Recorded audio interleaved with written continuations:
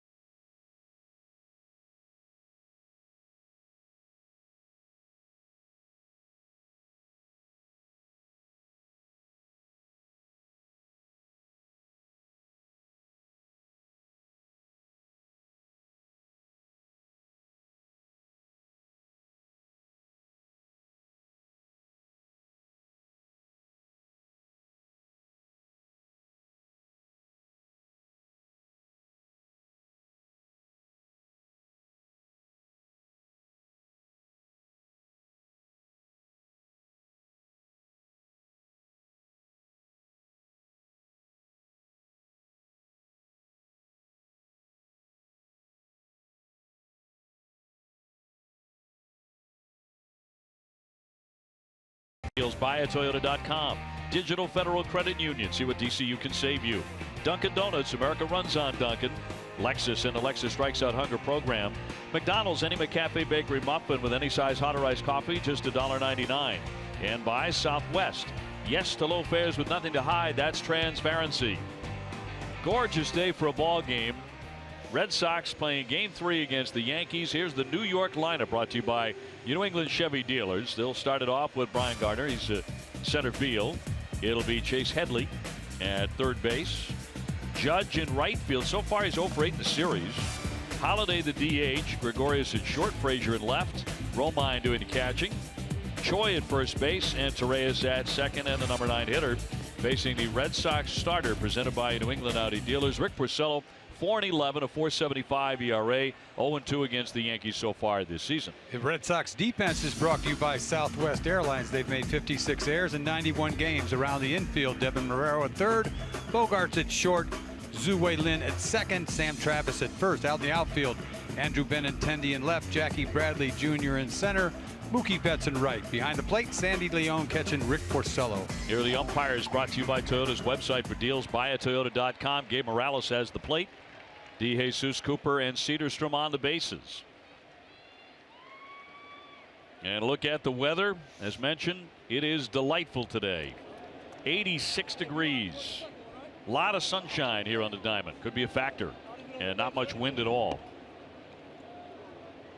And Brett Gardner to lead things off. Red Sox losing 4-1 in 16 last night. 5 hours 50 minutes.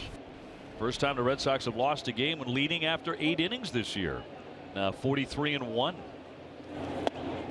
First one in there for a strike, and we're underway. Gardner 300 hitter lifetime against Rick Porcello. He's 12 out of 40. 40 at bats, a lot of at bats. Fouled that one away, or did he? Little chopper back to the mound, and Porcello will set him down. Well, it had a funny spin coming off the plate area, but it was a fair ball, and he did not make contact with it. Well, you'll take that, huh? Second pitch, a little weak ground ball back at you. So one gone for Headley. Will step in at 256 with 4 homers, 36 runs batted in. And he has pretty good numbers against Porcello, 10 out of 25. We saw Porcello last time out against Tampa. It doesn't sum up his whole year, but best outing of the year, complete game, 8 innings, lost 1-0.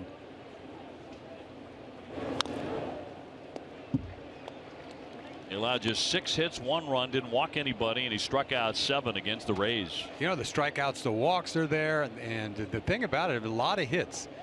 And it comes down to 4 or 5 really bad outings that sums up his year. That ERA has been hanging with him all year. Line drive and a base hit to right center field by Headley, batting from that left side. Seems to get a good look at the Red Sox right-hander. We're available. This telecast can be heard in Spanish by selecting the SAP button on your TV remote. SAP presented by Toyota. Visit compra2toyota.com to see Toyota deals not seen on TV.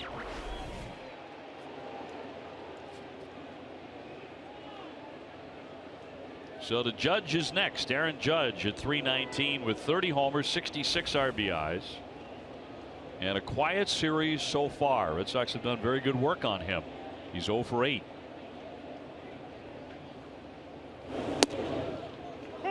Trying to keep him quiet.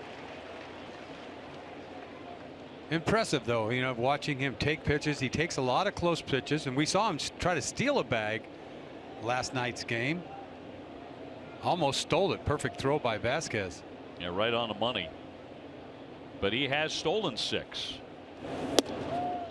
I think, you know, you tend to look at a guy with 30 home runs who just ran through the home run derby and won that in Miami, and you think, well, all he is a slugger. But he's hitting almost 320. He's played very good right field defensively for the Yankees. Yeah, he gets around right field. It makes some catches. Not no super catches, but he just looks like comes easy for him. 1-2. Holiday on deck. Matt Holliday was right in the middle of the controversial play at first base. The Red Sox are convinced should have been interference. Last night's game played under protest. After that particular play, it did not affect any scoring. So I would say it's 100% certainty that that protest will not be upheld. Yeah, we went on and on and on about that play. What was he thinking? 2-2. He clearly thought that he tagged first base, right? That's what I've come to the conclusion. He thought he tagged first base and he was going to get down in a rundown. Are we going to go on and on? Never mind. I don't even want to start. I'm sorry I ever said anything. By the way, John Farrell said it's not the first time the Red Sox have noticed that Holiday has done the same thing in a game. That he did it against Milwaukee as well. The Red Sox were aware of that. How do you do that on purpose? I mean, I don't get it. All right, so that's the end of that for now. Okay, never mind. We're finished with We've that. had enough. Until we show you it again when he comes up to bat. And I'm not saying anything.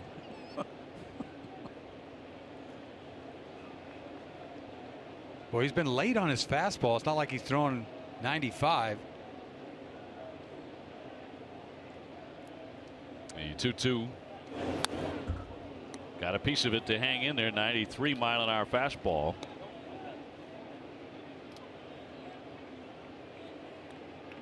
This is not like Yankee Stadium. I'm more afraid of him in Yankee Stadium, right center field. I mean, you can't hold him in Yankee Stadium. He could just hit a fly ball to right field and it's gone. I feel a lot more comfortable facing him here.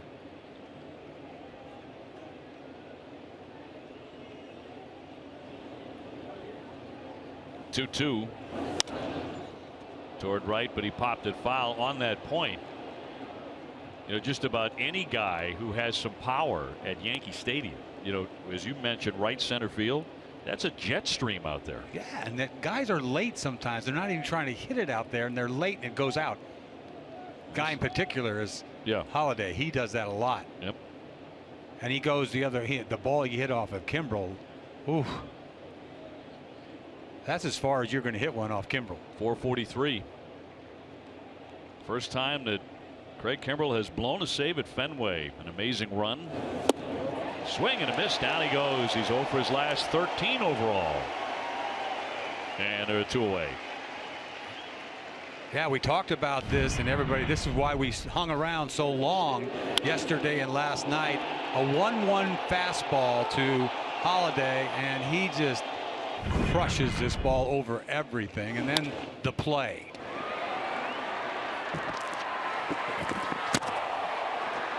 Ellsbury eventually ruled safe at first base. Holiday had initially been put out at second. He retreated to first base. No interference called. I mean, you just don't see that very often. It was like, what in the world is he doing? What the Red Sox want is an explanation. They know that the protest will not be upheld. Last time in the American League a protest was upheld was when George Brett homered with the pine tar bat. 1-0 is slap foul by Holiday. And then he went crazy. Everybody's seen that tape. And then McClellan was the umpire, I believe, right? He was going after. Yes, Tim Somebody McClellan. hold him back, man. He was out of his mind. Great theater. Take a home run away from me. Yeah, Goose is the one that gave it up. Yeah. He smoked it too.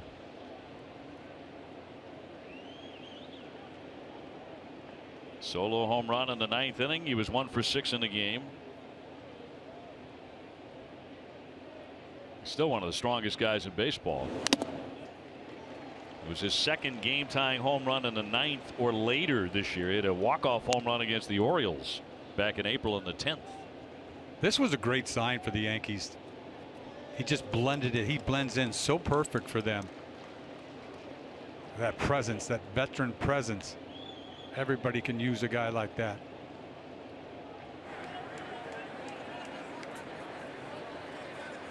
Gregorius on deck, runner at first base, and Headley.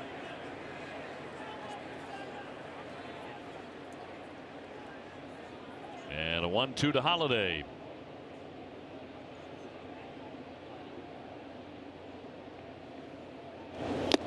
Foul tip to the mitt and held by Leon to get him.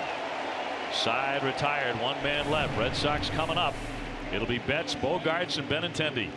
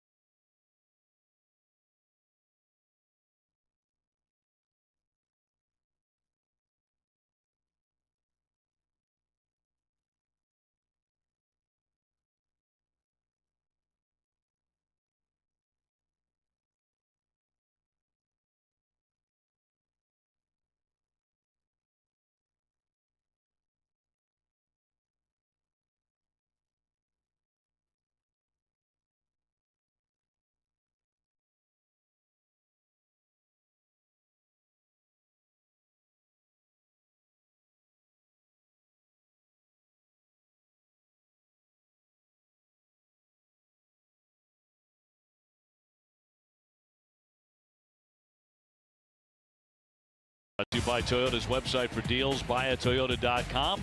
Betts, Bogarts, Benintendi, 1, 2, 3. Chris Young to DH in game 1. Travis at first. Bradley in center. Marrero manning third with Leon doing the catching. Zue Lind at second base. So no Pedroia, no Hanley Ramirez, no Moreland in game 1 against the left-hander Sabathia. And a surprise that he is pitching, because he was not going to be pitching in this series in the original lineup of starters for the Yankees, and that decision was made late last night that he would go today. In his 9th year with the Yankees. So the big lefty has gone from not being scheduled to pitching today, and that one's smoked foul by Betts. Well, he had the left hamstring injury, and then he finally went out and made a start and never had any rehab starts. Just went out, simulated games, finally made a start. Went in the 3rd inning of the start. He just couldn't get anybody out. Hit a wall and didn't pitch very well, and that's the last time he pitched. Missed 19 games because of that hamstring injury in the first half. Abbott was having a good first half, like almost surprisingly. I didn't know what he had left in him, but he's really adapted well to not having his, that 95-mile-an-hour fastball.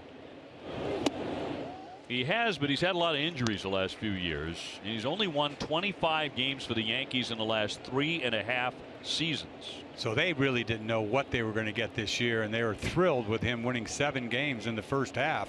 They need him this second half. And Mookie will take a strike on the high side. 3 balls, 2 strikes. There you go right there. 3-1 breaking ball up in the zone. See the career W's. I thought he was going to make it to 300. He's going to have a tough time getting to 250. Downstairs to Mookie Betts, who went 0 for 6 in the 16-inning affair. The Yankees defense today, they've made 54 errors in 88 games. Around the infield, Chase Headley at third, Didi Gregorius at short, Torreyes at second, Choi at first. Out in the outfield, left field, rookie Clint Frazier, Brett Gardner in center, rookie Aaron Judge in right. Behind the plate, Austin Romine catching CC Sabathia. Sends up Xander Bogaerts at 302 with 6 home runs. He'll take a strike at 92. So far 3 out of 11 in this series.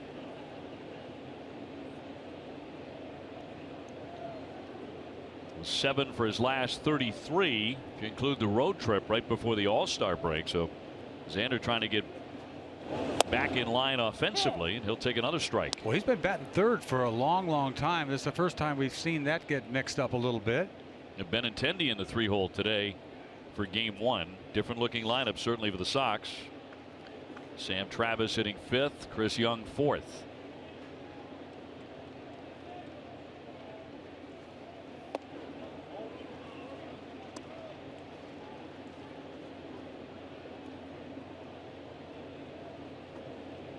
One and 2 on Bogaerts. 19 of his last 31 hits have come with 2 strikes. That's got a healthy lead over there.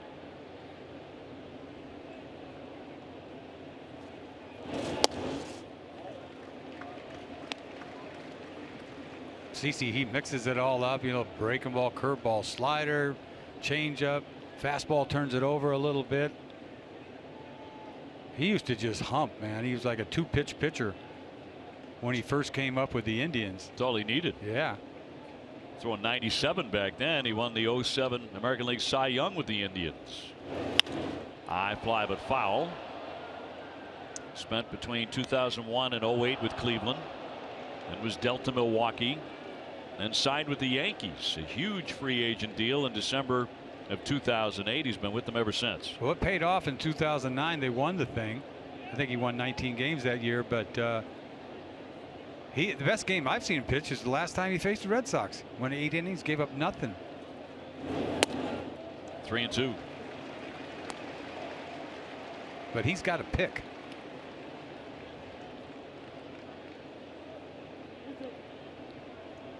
Benintendi on deck, no score in the first. Last night's marathon behind these two clubs. But a doubleheader today. Runner goes, and that's going to be ball 4. So back-to-back walks. Betts was on the move. First and second for Benintendi. Fans, you can customize your batting gloves like Xander Bogaerts at franklinsports.com/custom. Enter the code NESN20 to receive 20% off at checkout. Franklin, a proud official batting glove sponsor of Major League Baseball.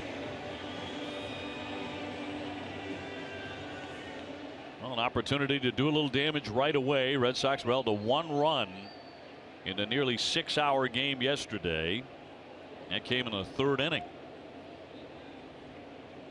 And nothing after that. Benintendi went 3 for 6. Bounding ball. Gregorius shovels it for 1. That's all they get. That'll erase Bogaerts. They're safe on the corners. First and third for Chris Young. Very aggressive swinging there by Benintendi. Kind of gets jammed with a fastball. Hits a weak ground ball. A little chopper over the mound. Didi gets the lead runner. They can't turn 2. Slow develop and play.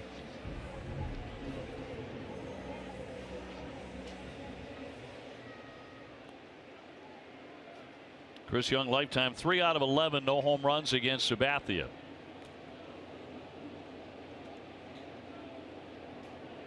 Hitting .248, 4 homers. He's driven in 17. Red Sox getting Brock Holt back for the doubleheader. He is available. Good to see Brock back. Feeling good. Returned from rehab. Seems like forever, doesn't it? Yep, 60-day DL. He is serving as the club's 26th man for today's doubleheader. Coming back from vertigo way back in April.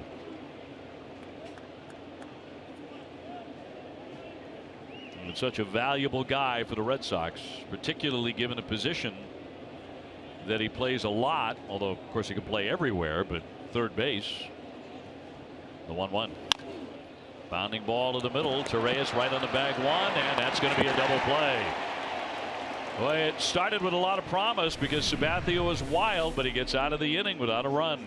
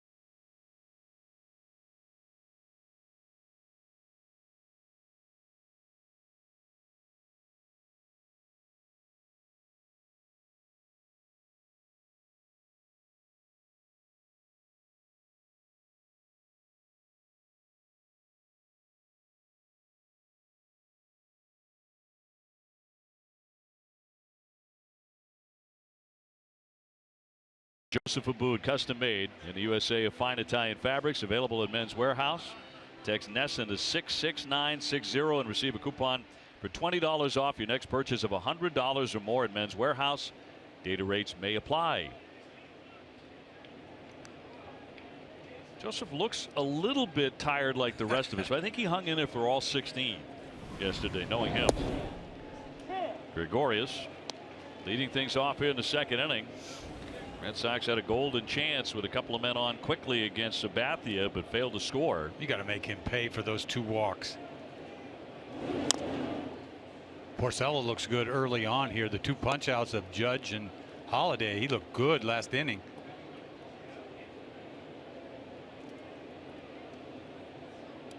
Gregorius has had a nice year, 286 with 10 homers. He had the game-winning RBI single in the 16th inning last night. Ow. It was right off Sandy's face mask and rung his bell. So Morales will do a little plate work here to allow him to collect his thoughts. I don't know how they do it. I don't know how catchers do it. I know. I mean, how many times a season does that happen? It might happen 15 times a year, right? We've seen more concussions, haven't we, catchers? Get right back at it. The 0-2. Waved at and missed. Scooped up and a toss from the knees to get him. That is 3 consecutive strikeouts for Porcello. A lot of moves by both of these teams. Let's go to Jemai. Yeah, that's right, Dave. After last night's 16-inning marathon, first 16-inning game at Fenway Park since 1966, Red Sox manager John Farrow had to make some roster moves like bring back Brock Holt off the 60-day disabled list. Holt spent some time with the concussion specialist during that time, even sought advice from former Red Sox catcher David Ross and NASCAR driver Dale Earnhardt Jr. He says those guys' advice was remarkable because they understood what he was going through. He says right before the All-Star break, he knew that he was ready to get back. The team also recalled pitcher Austin Maddox to take over Blaine Boyer's spot after he was placed on the 10-day disabled list. All right, Jemai, thank you very much. Frazier, the batter, 259 with 3 home runs. Up the middle for a base hit. So he's on with 1 down in front of Austin Romine. How about Brock Holt seeking out advice from a NASCAR driver, among others, to find the best way to deal with his ailment? Well, I'm sure you'll find anybody when it gets to the point that it is with him. I mean, David Ross went through that here when, what, 2013, wasn't it? When he changed his face mask and all that. Worked out very well in the end for Mr. Ross, who was the Red Sox catcher in the postseason, the #1 catcher, and was behind the plate when the Red Sox won it all that October. Not to mention Dancing with the Stars and everything that's happened. Incredible what's happened to his life. Hits a home run off Andrew Miller, Game 7, right? In his last at bat. Right. In the major league. What a charmed life. Some finish. Frazier on, 1 down. Porcello looking at that ground ball right at somebody. Both sides mixing up their lineups here for game 1. I mean, you start the second half and then Joe Kelly's on the DL. You saw Boyer come off. He's hurt. I mean, it's weird how it happens. You never know. Fouled away. You know, there's a lot of discussion about John Farrell's decision to bring in Kimbrel to face Holiday and go for the 4-out save in last night's 9th inning yesterday afternoon. But I think Joe Kelly's in the game at that point, Right. if he's healthy. Yeah, I know. The 8th inning all of a sudden was, now what? You know, nobody for the 8th. And then for me at the time, I had no problem with it. You know, you have a night to think about it, and obviously you're going to second guess that move when a guy goes bridge like that.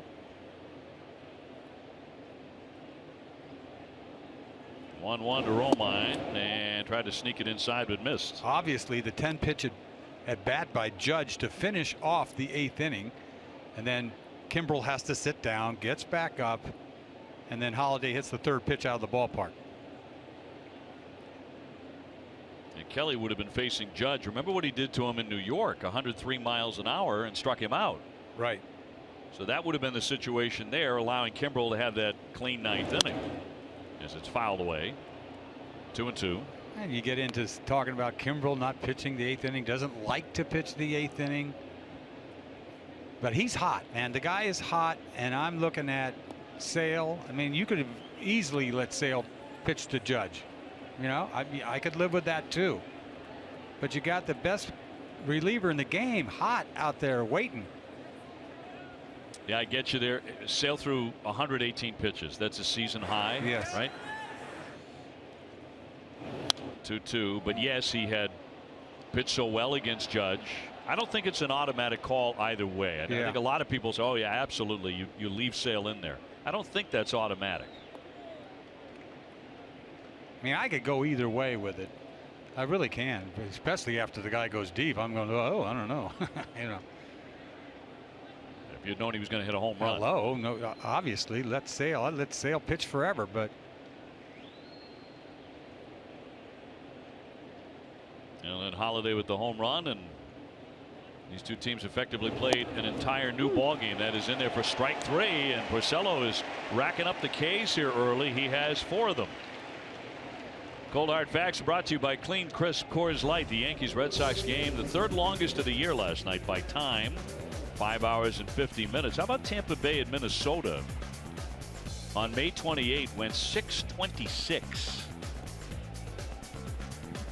The Yankees also played another one of 18 innings at Chicago that went 6:05 on May 7th. So they're playing a lot of them.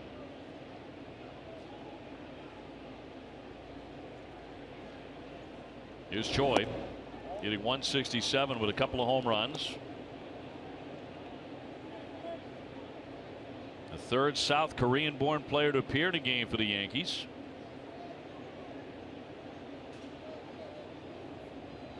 And became the 4th Yankee to homer in each of his first 2 games with the club over the last 14 years. So some power in there for a strike. Kimbrel punched him out, blew him away in the 9th inning yesterday. Kimbrel went to work after giving up the home run, punched out the side. I think that's the other side of that argument. Why would you have any problem with Craig Kimbrel coming into a game at any time? Right. It's hard to second guess with the season that he has put together. Again, if you knew Holiday was going to hit a home run, yeah, you don't bring him in. I mean, do you kick yourself if Sale gives it up to, if Judge takes Sale deep, which is, what's the chances of that? It was a fascinating game. It sure was a long one. The 1-2 check swing foul off the bat of Choi. Torreyes on deck. No score here in the 2nd. First of the doubleheader. David Price on the hill in game 2 at 8 o'clock. They'll be taking on Masahiro Tanaka, the right-hander, and then Toronto comes in for 4 games. Kind of make or break time for Toronto. I know it's only July, but they're 8.5 out. You know how they're going to be looking at the Red Sox series. That one tag almost got the base runner Frazier into right field. Frazier will take off for 3rd. That one was ripped, almost got the runner, and they're on at 1st and 3rd. That ball's hit so hard. If you get hit by that ball, that means that's how hard the ball's hit. You haven't got time with that far away from the ball to get away from it. Whoa. Goes to 3rd easily on this, but there's 2 outs, 1st and 3rd for the Yankees.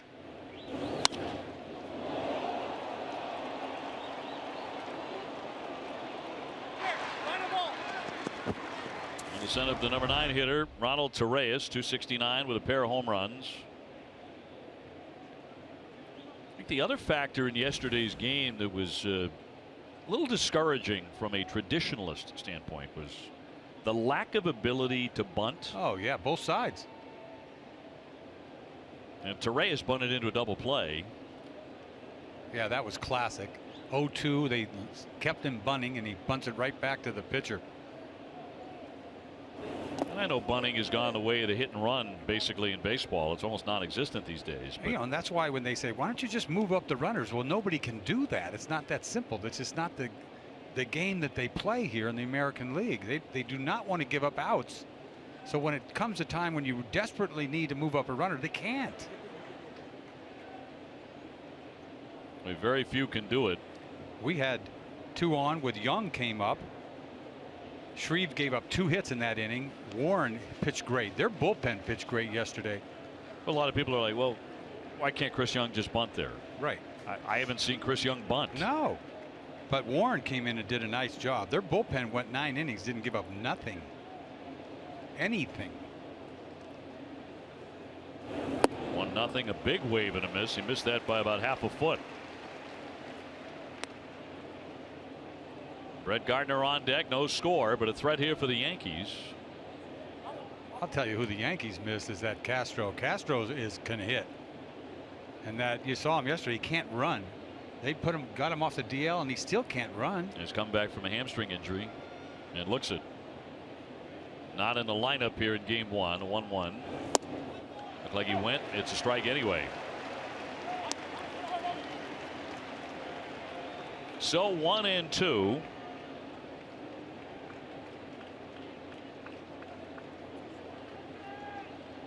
Not to be forgotten, just a magnificent start from Chris Sale. 13 strikeouts, now leads the majors with 191 and also leads the majors in innings pitched. Popped up. Out goes Lynn, coming on Betts and coming on Bradley, and Jackie will make the play to retire the side. So Porcello holds and freezes them on the corners. No score in the second.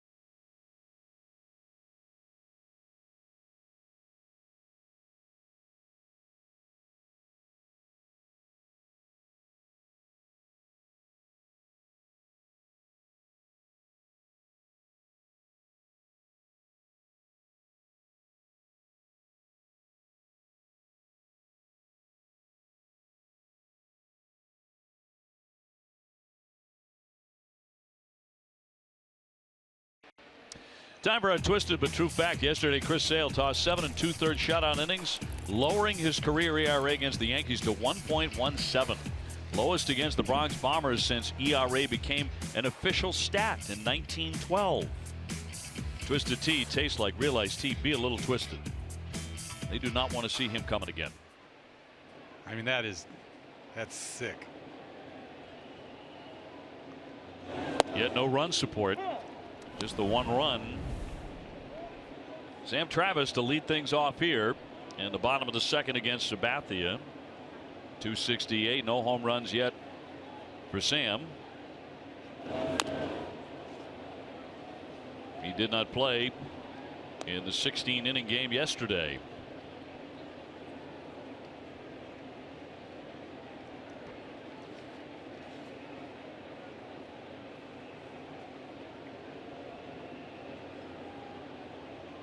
CC Sabathia will be 37 in 5 days. That one tagged and a fair ball down the line.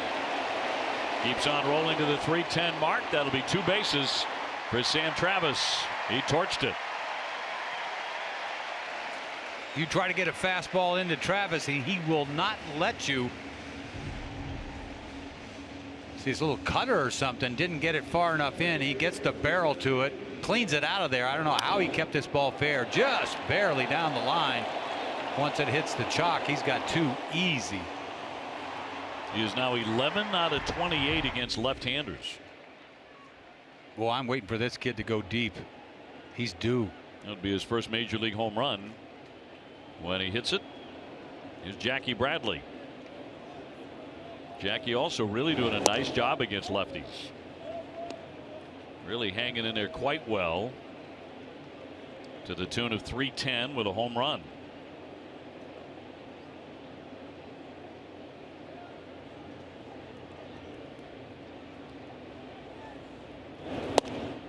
And in there for a strike. You think about yesterday again with Jackie Bradley at the plate, the double play ball, the bullet he hit to Cooper, taking him out of that inning. That ball's down the line. Totally different game. Sale wins the game.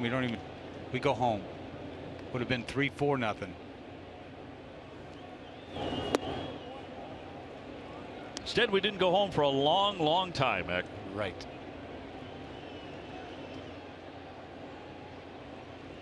But you don't forget those things. I mean, that's hitting into tough luck. One play.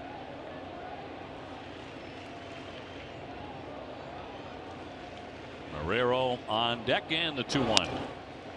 Ground ball, that'll be scooped up. Out at first base, it does advance the runner. Travis safely into third. With one down, choose nothing but the best for your cookouts. You can pick up select KM and Coca-Cola products today and get a free package of hot dog buns too. It's summer. Let's grill. KM. Well, now Marrero can make it out and get the Red Sox the lead here in the bottom of the second inning, hitting .221 with 3 home runs. And starting at third base, the position of so much discussion around the Red Sox. They've gotten more out of Marrero than they thought they'd get, especially off left-handers. You see the game that Rafael Devers had in his AAA debut? 4 for 4. Went bridge last time up. Made a great defensive play. Yeah. He's on the radar.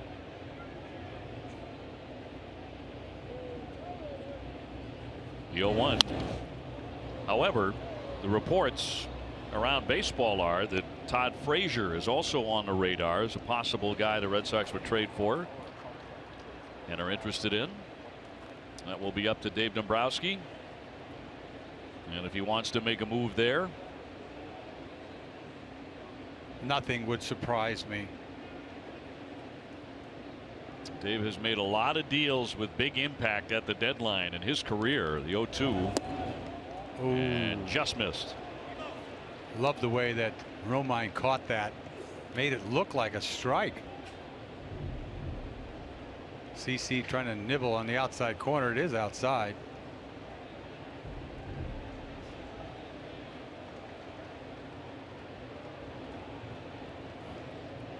The sun has disappeared momentarily behind a cloud. 2-2.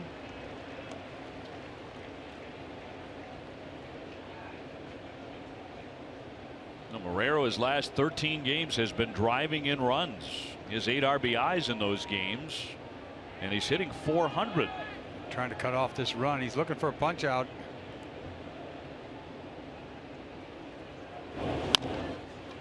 Chopper, Sabathia will go home with it. He fires and got him at the plate. Travis is out.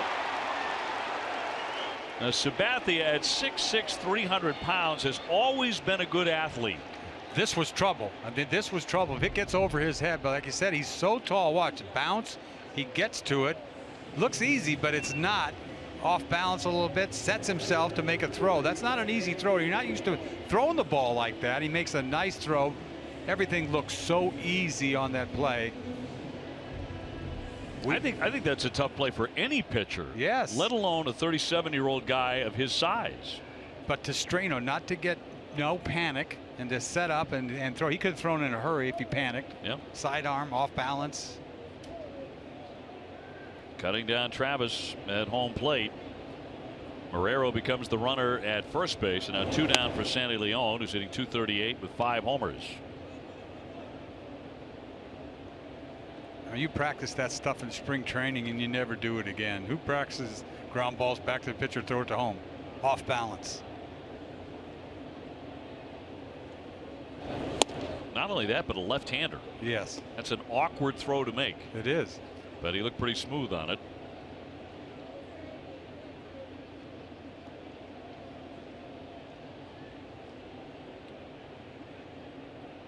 If you missed it, Tampa Bay won again yesterday. They've won 4 straight.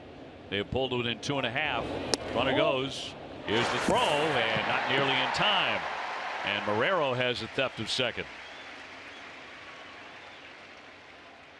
It's funny how the Red Sox seem to just do this a lot. Everybody goes to sleep, kind of. He steals this bag so easy. CC, you know, takes his time delivering, and you forget about that runner. It's happened a lot. Red Sox have taken advantage. The Red Sox are a lock if they steal one more base today to win.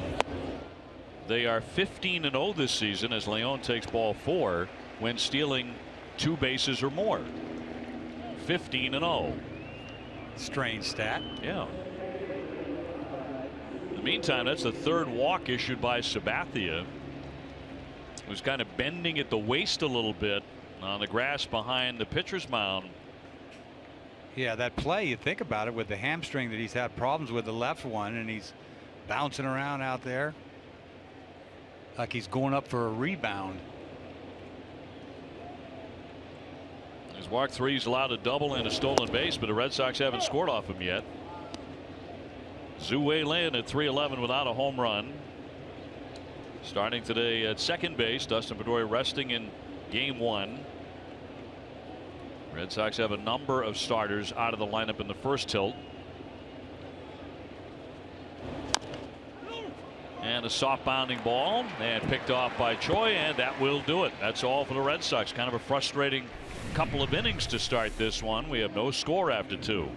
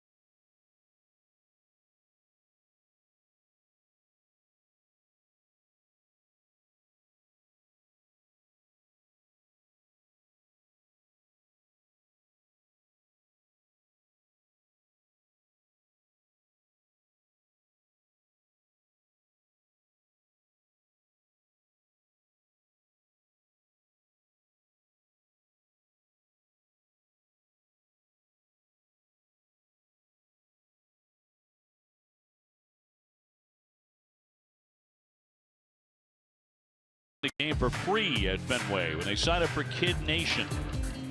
Free kids tickets are available for the first 25,000 tickets redeemed. Visit redsox.com/kidnation to sign up today. Temperatures in the 80s here at the ballpark today.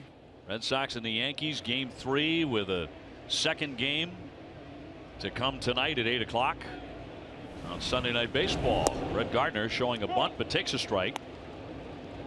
He's grounded back to the mound 0 for 1 so far today. Porcello dancing around out there, expecting the bunt.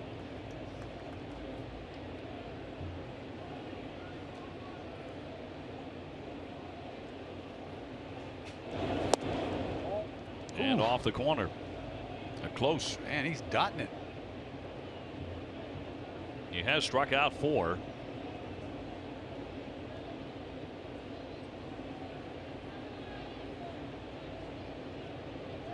Rick Porcello has received no runs of support in 9 of his 19 outings this season, after getting about 7.5 runs per game last year. I mean, what do you do? That's 9 starts of that's nothing. I mean, no wonder you're 4-11.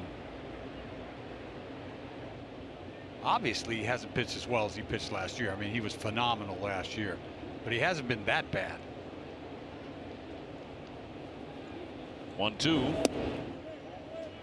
mean, you think about the weapons that he has. I mean, the guy can paint. The guy's got all the pitches: curveball, cutter, changeup, two-seamer, cross-seamer.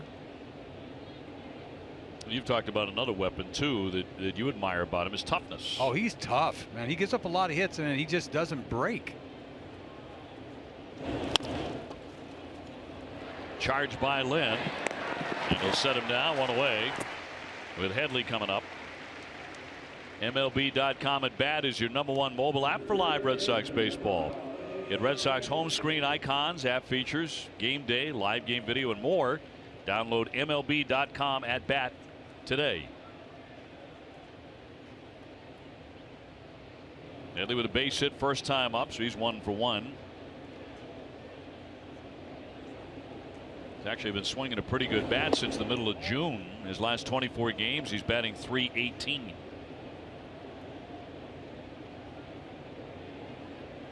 Judge on deck.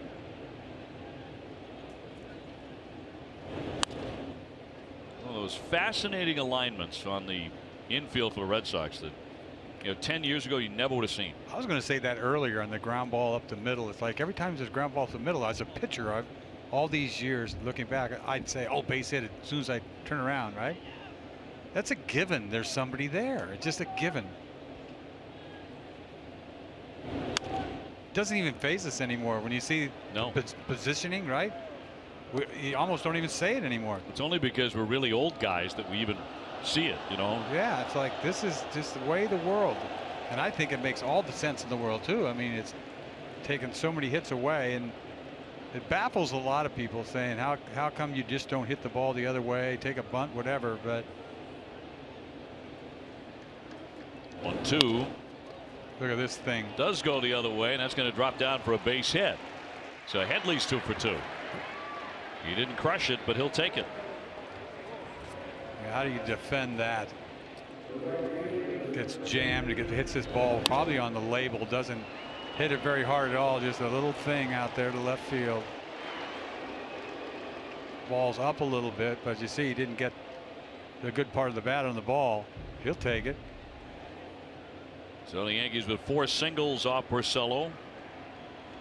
Judge is 0 for 1, and he struck out first time up to make him 0 for 9 in the series.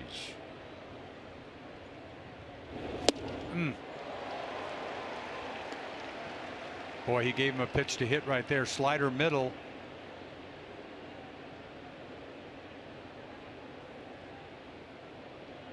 Young Yankee star was adopted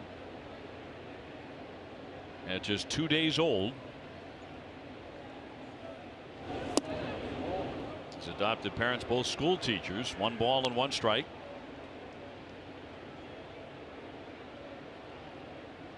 Says he's learning to play the piano. He's going to go to town on a piano in the offseason. Just had one put into his parents' home. 1-1. Foul tip to the mitt.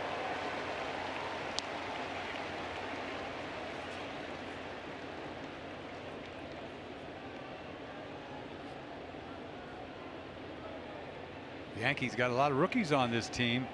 We've seen the last couple of days, the kid Cooper that they made a trade for with Milwaukee. Frazier in this game, Judge. It's a great reminder about Judge. He is a rookie. Doesn't feel that way, maybe. With the year that he has had, all the publicity he's received, he's handled it very gracefully. To me, it's about laying off of pitches like he just got. Although he swung through a pitch I thought he could handle, the first one.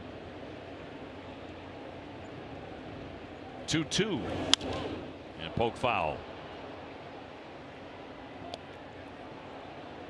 That display in the home run derby was something else. However, I know you have no doubt those baseballs are different. Yes. Those are effectively golf balls. Of course. Of course. I mean, come on. Yes. It enhances the contest. If it's equal, everybody's got the same advantage.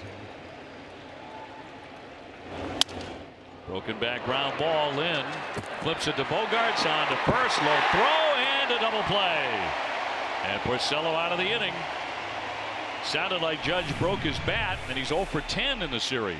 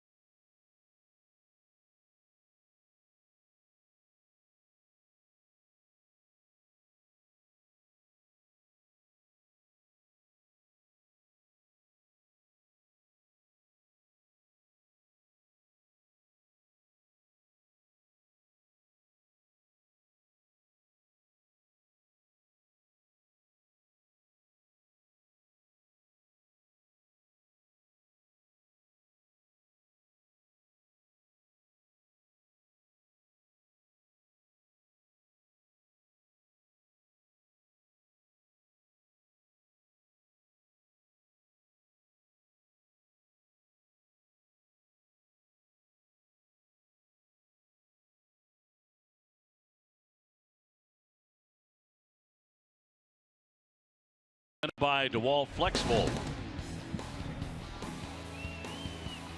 Jam shot there, got in Judge's kitchen. He gets a double play ball. Good end, good pick by Sam Travis, but another good play that started off with Lynn to Bogarts to Travis.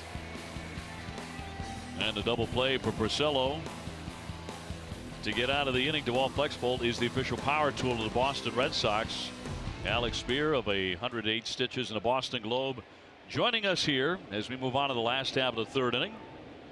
And the leadoff man will be Mookie Betts against Sabathia, who's living a bit of a charmed life to this point. And so is Alex, as always.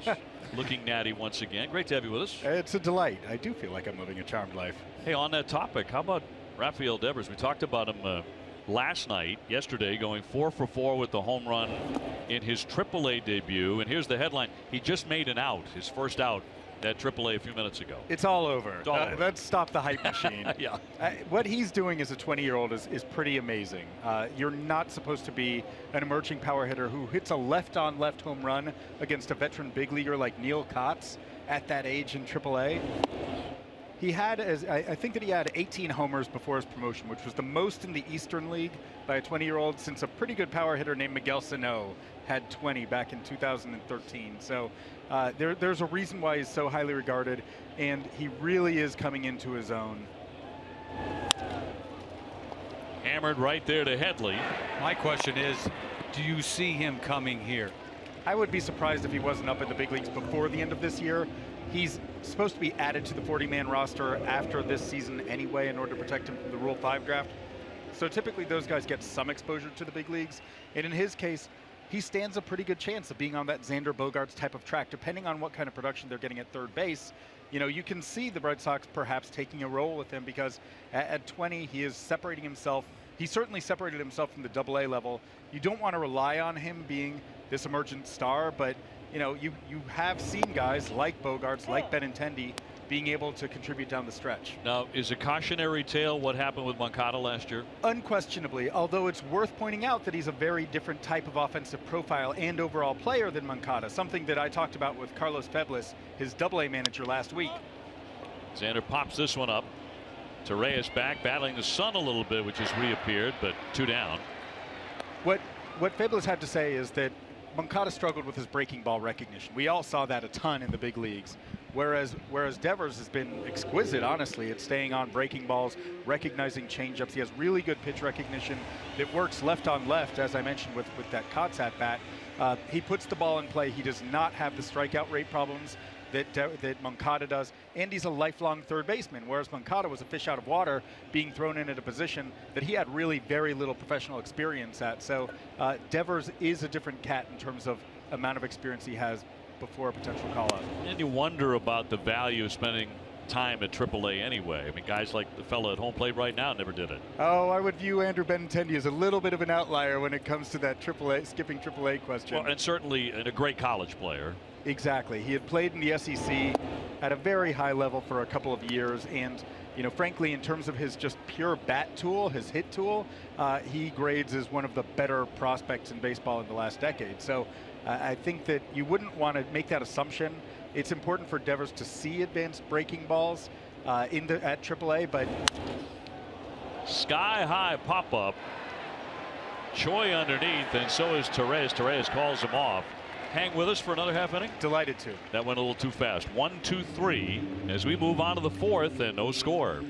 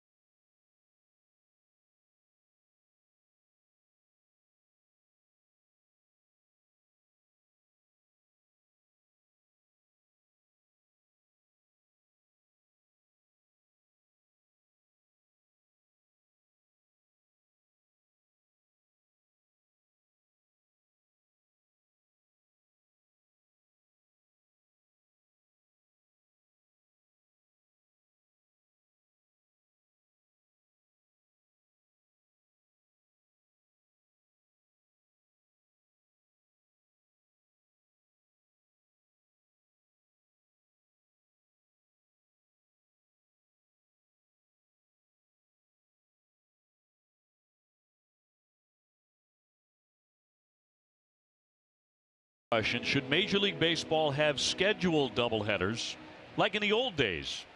Text 1 for yes and 2 for no. Text your answer to 536-536. Message and data rates may apply. 1 message per vote. More bang for your buck with those scheduled twin bills.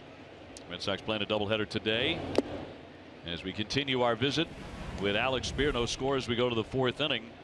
Now let's center a little more on third base. If in fact the Red Sox don't make a promotion, don't bring up Devers from AAA to play third base. There's so much talk right now about interest in Todd Frazier. It's being written in many corners that it's effectively a done deal, even though that's not the case. It's not being written that it's a done deal, but it seems inevitable because the match makes so much sense. The Red Sox need a short, well, if the Red Sox want to upgrade, they would be looking for a short-term upgrade because they have Devers on the horizon. Right. Frazier is a free agent after this year. The Red Sox are missing power. Frazier hits for power. The Red Sox like guys who get on base. Frazier has been getting on base this year at one of the highest rates of his career, even with the low batting average. Right, because he'll take a walk, and down goes Holiday for the second time. So there's a really natural mix of Red Sox potential need given their offensive struggles at third base and what the White Sox have to offer in a free agent to be. It's a deal for my money that's crying to be done because the Red Sox are last in the American League in home runs. They need power somewhere. Third base is a power position. That's his position. He's hit 16 home runs. And he would have more home runs. If you look at his fly ball spray chart, there are about 5 balls that he's hit this year that would have been out at Fenway. Interesting. That have been out elsewhere. Gregorius here taking a strike. How about throw a reliever in there too, just to stay in shape? I think that's a really interesting point, Eck, because if the White Sox are going to want real pieces back. They're going to want better prospects back. And a guy who's a rental like Frazier doesn't necessarily command a ton in the trade market. And so maybe the White Sox think we can sweeten the pot. We can add a reliever, and they're willing to trade any bullpen arm. They don't really care about the late innings for the next few years. And so there are a number of different permutations that you would think the Red Sox and White Sox could explore. There's a line drive base hit by Didi Gregorius. His single puts him aboard with 1 down in the 4th inning. With the strange happenings with Kelly getting hurt like that and Boyer, and then all of a sudden boom, boom, boom. Yesterday we're sitting in the 8th inning going, what's going on in this 8th inning? Yeah, it's again a great point. You wonder if Craig Kimbrell, for instance, would have been in the game in the 8th inning if Joe Kelly had been available. We saw what he did against Aaron Judge earlier in the year, throwing that 102-mile-an-hour cheese. I think you just answered that question. Yeah, exactly. So there's a domino effect that exists. We aren't sure exactly how long Joe Kelly is going to be out. He seems optimistic about it, but the Red Sox all season long have been missing that guy who's just a wipeout option against them. Frazier with a ground ball. Bogarts with a bobble, and everybody's going to be safe. Oh. He was thinking about possibly turning 2 and did not get 1. I don't know if he was going to get 2, but you've got to get 1. That ball that played slowly developing. He played back on it. Wasn't really hit hard enough. You see, waits for the last hop. It kind of jumps up on him off his heel, and all he's got to do is get a handle on it. He'll get 1, but. So that'll be an error, and 2 men aboard for Romine. We know that he was playing tired at the end of the first half. He had to miss those couple of days down the stretch. The last couple of days, he sailed that throw to first base. He bounced the other one that Travis had to make that nice play on, converting the double play. Doesn't make that play. You just wonder if his legs are a little bit tired at this stage of the season. Also got drilled in the hand, so that couldn't have helped matters. No score here. Romine is 0 for 1 with a strikeout. One of 5 strikeout victims of Rick Porcello. But now in some trouble here with 1 down and fouled out of play. Back to Frazier for a moment. I think a lot of folks may be critical of this possible deal, are saying no, promote the kid. Frazier strikes out too much. He has a low batting average. Last year he hit 40 home runs and drove in 98 runs. And again, his approach overall has been actually in some ways better this year. He's chasing fewer pitches out of the strike zone, taking more walks, and so if there's a likelihood that some of those numbers would improve in Fenway Park. I mean, there are pitchers on the staff who are crying for some power out of that position. Chris Sale, Rick Porcello are 2 guys. Yes, when you see our lineup, there's few and far between where you think somebody's going to go bridge here. I mean, right? It was interesting. Max Scherzer at the All-Star game was talking about how difficult it is, given stuff in Major League Baseball these days, to amass a rally with 3 to 6 hits. Right. Sharply hit, through for a single. Here comes Gregorius holding on at third base as Benintendi got to it fast. Boy, that's respect for Benintendi. As it turns out, he doesn't make a very good throw, but they hold up Didi coming around third.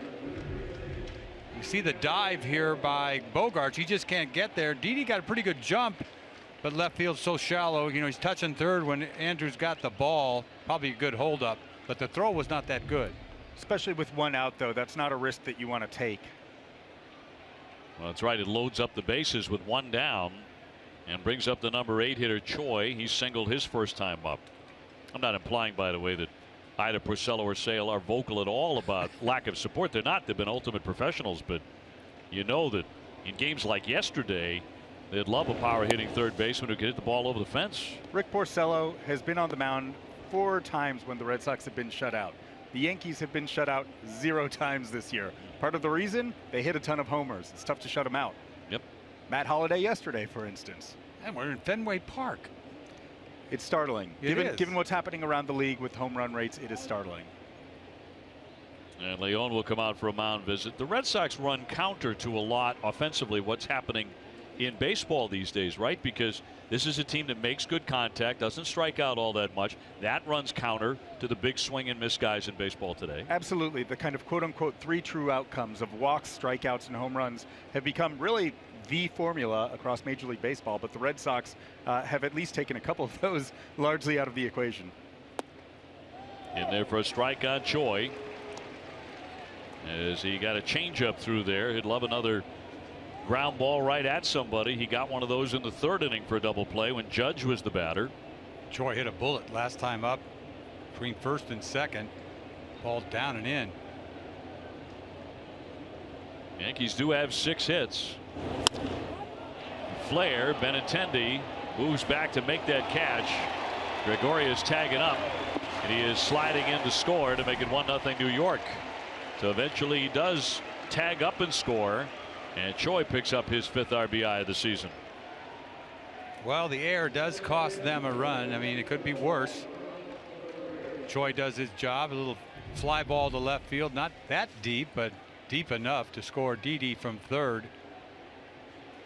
1 run's enough. So to bring up Torreyes. Runners at 1st and 2nd. As we visit with Alex Spear of 108 Stitches and the Boston Globe about what the Red Sox might do as far as acquisitions right now with a 2.5 game lead over Tampa Bay. Boy, the Rays are a sticky group.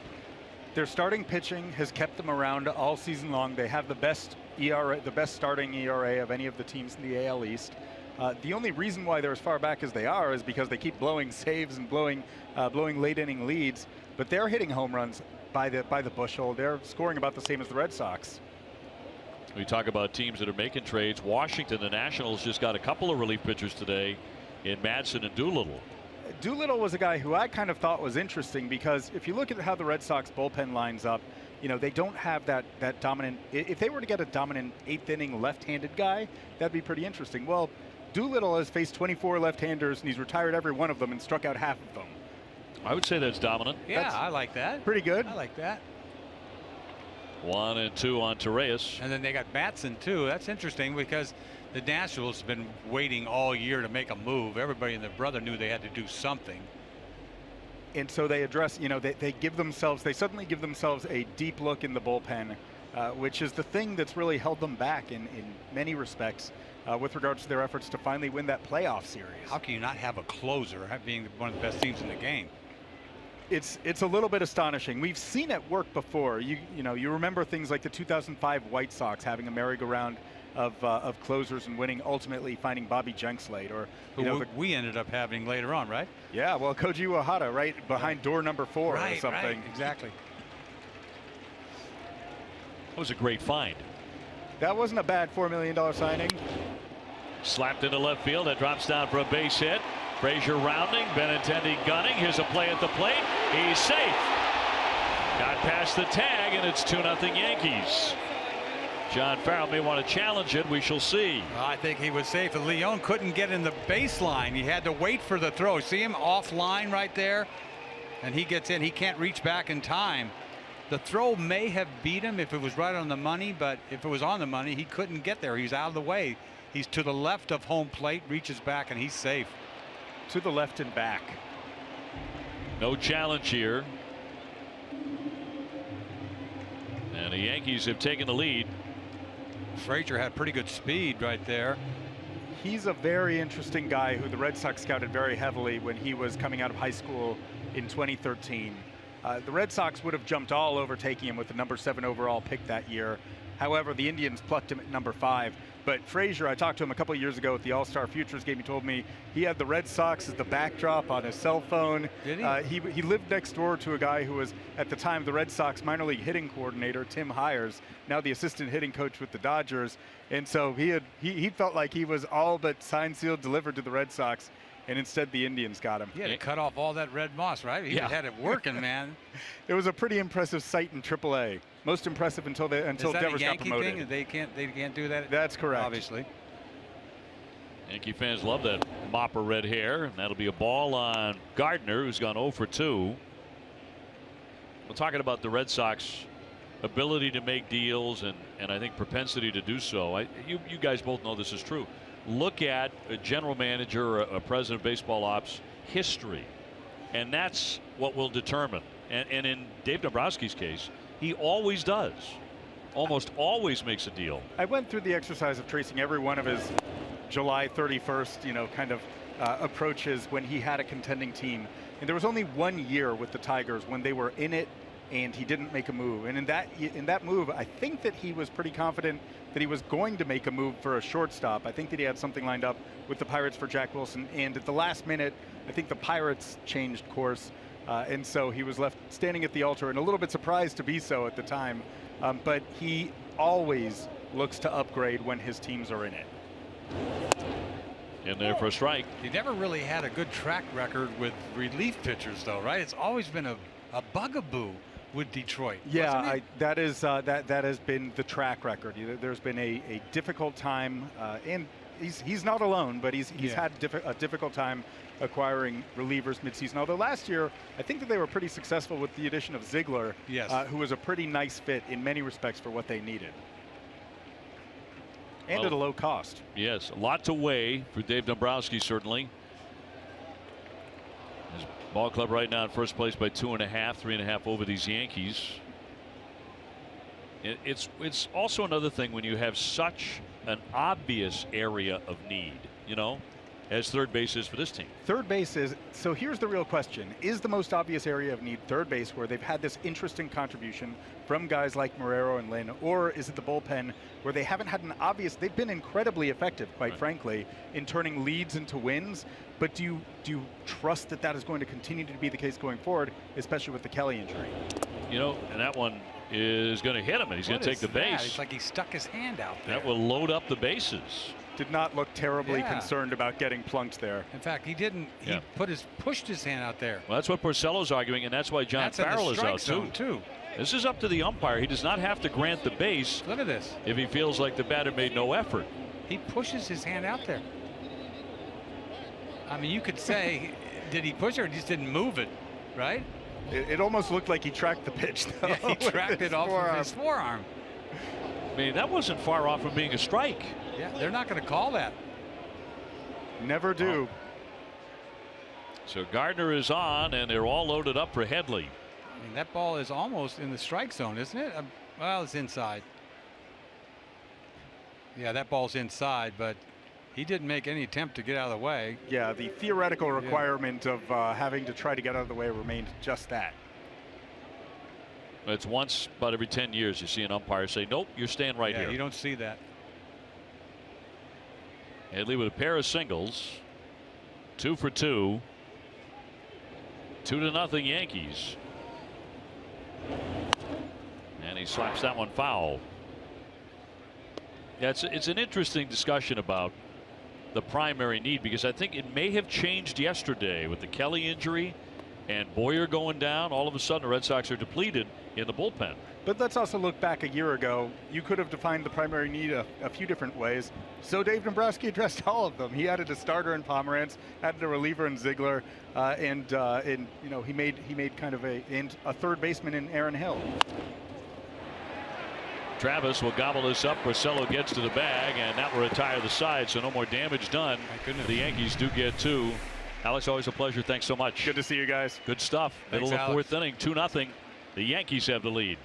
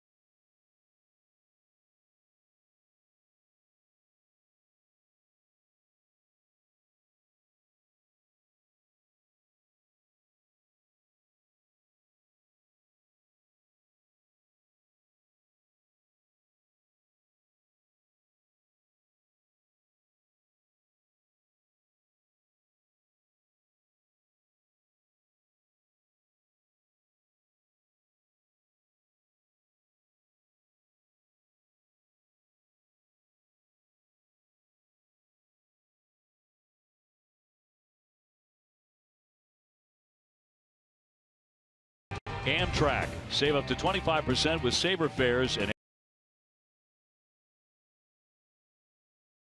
to Sabathia and the Yankees as we go to the last half of the fourth inning, trying to get the offense going. So far, one hit against the large lefty. Chris Young hit into a double play first time up. He'll be followed by Travis and then Bradley. Sox just have not been scoring in this series, at least not yet. There's a high, ugly changeup right there.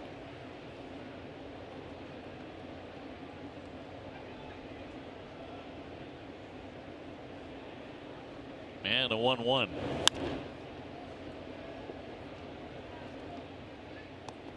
Sabathia's had some great years in his career. With the Yankees in 09, he won the World Series. Went 19-8 that year. It was his first season in New York. Next year he went 21-7. Popped him up. Down the line. Here comes Headley. Romine's there, but Headley lunges and makes the play. Tomorrow at 6, don't miss Red Sox first pitch presented by Joseph Abboud, available at Men's Warehouse. TC and Jim Rice will preview 4-game series against the Blue Jays and have a prospect report.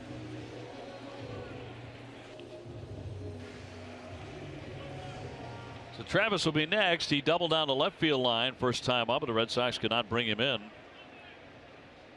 Sabathia's command has been in and out. He's walked 3 men. But he's survived that. He's not going to let you see the fastball very often. A lot of little spinners, little breaking ball sliders.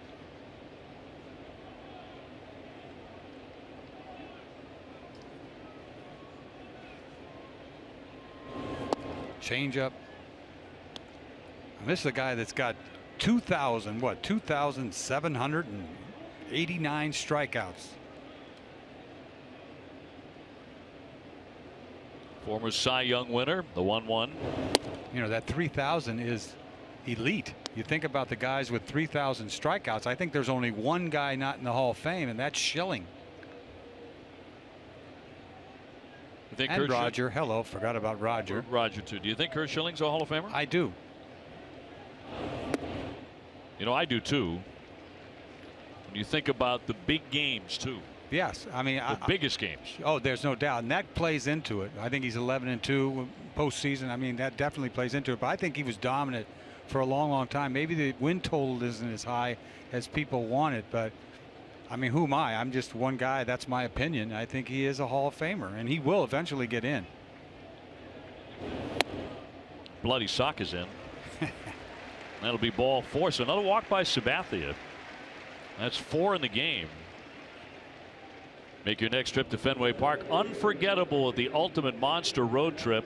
Your one-of-a-kind experience includes luxurious hotel accommodations, exclusive VIP pregame access, and more. Email premium sales at redsox.com or call 617-226-6912 for more information. Well, that's 4 walks by Sabathia, no punch outs. Looking rusty, but he has a 2-0 lead. Jackie 0 for 1. He's tapped to short.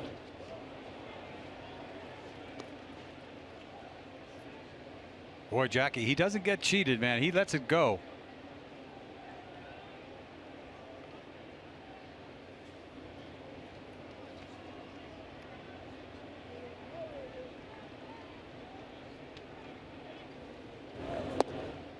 A strike.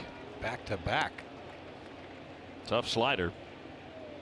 Jackie 2 out of 11 in the series, although he does have a 4-game hitting streak coming into play today.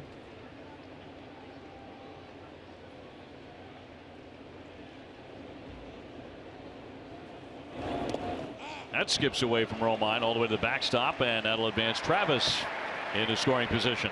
Just didn't want to go inside. You know, he's set up for a fastball in and just didn't want to throw it in there. He just yanks it all the way across. You know, you get tentative going inside, and the best of pitchers get a little afraid to go in there. He did not want to go in there, and he yanked it, and it's a wild pitch.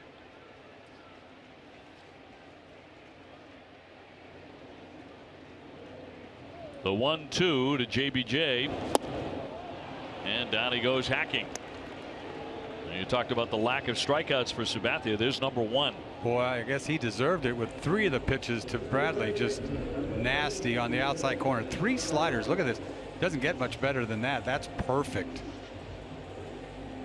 Not much Jackie could do with those 3 pitches. Identical. It'll send up Marrero. Reached on a fielder's choice and stole a bag in the 2nd inning, but nobody drove him in. Been a big problem for the Red Sox in these last couple of games. Red Sox scoring only 1 run in 16 innings yesterday after the come from behind victory in game 1. Held off the scoreboard so far in the 4th inning today.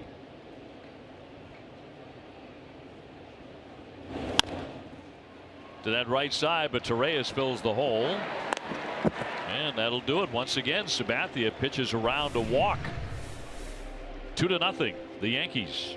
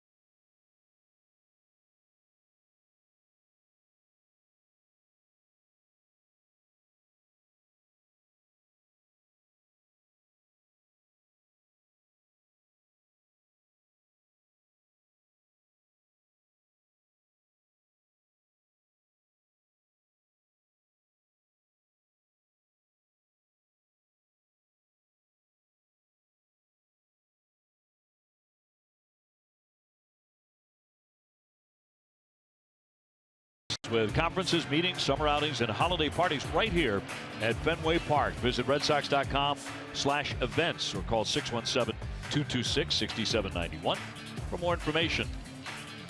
It'll be great to see Eduardo Rodriguez twirling it for real on Monday as he gets back into the rotation. Well, that'll give him a shot in the arm. Boy, he was something. Forgot about how good he pitched before he got hurt.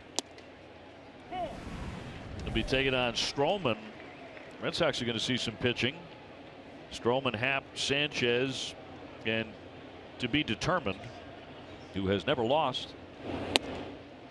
And Red Sox will send out Erod, Pomeranz, and Sale for sure. Chris Sale to go on Thursday at 1:30, and then the Red Sox take off for the West Coast. Judge hitless in the series. He is 0 for 11.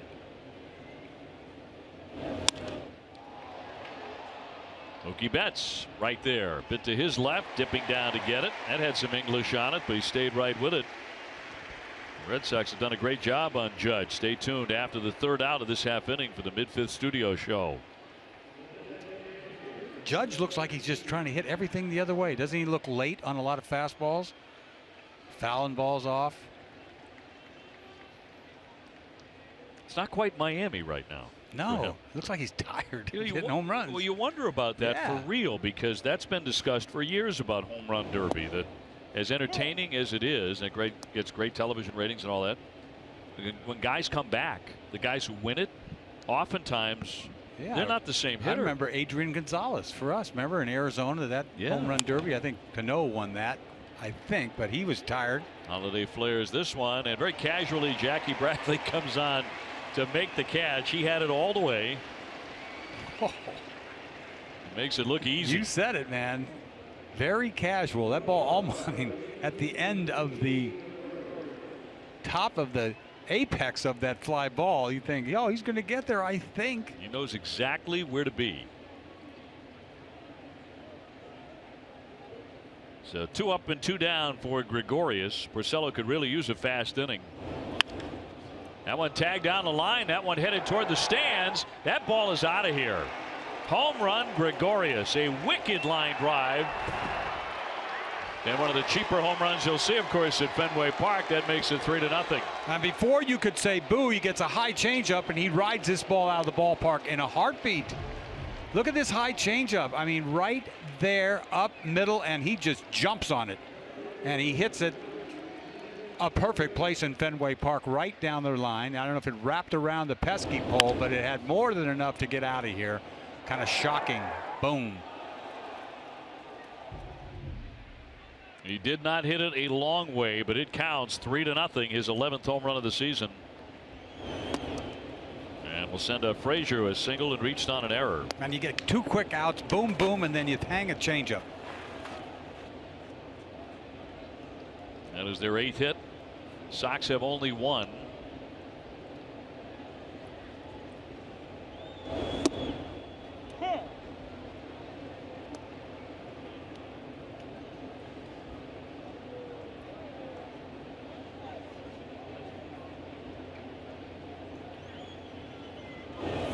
I mean, this is the way it's been for Porcello. You know, he pitches decently, you know, down a couple runs. Minnesota, he did it a couple starts ago. Held it down 2-0 till the 6th inning and make a mistake, and it looks like he had a horrible game later on in the game. Check swing, they appeal, and no swing, says DeJesus. I mean, you can't make a mistake when you're down. You got no runs to play with. This guy jumps yard on you.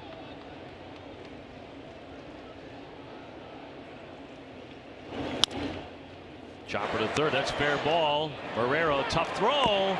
Close. He got him. A bang bang play at first base. He might have been in the air. Girardi out and holding up play for a moment here. He may decide to challenge it. You see this high throw. Is his foot off the bag? Oh, I mean, barely. The spike might have been on the bag, but he had to jump just a little bit. So no challenge. Holds up as an out. Time to turn it over to TC and Jim Rice for the end of the 5th studio show.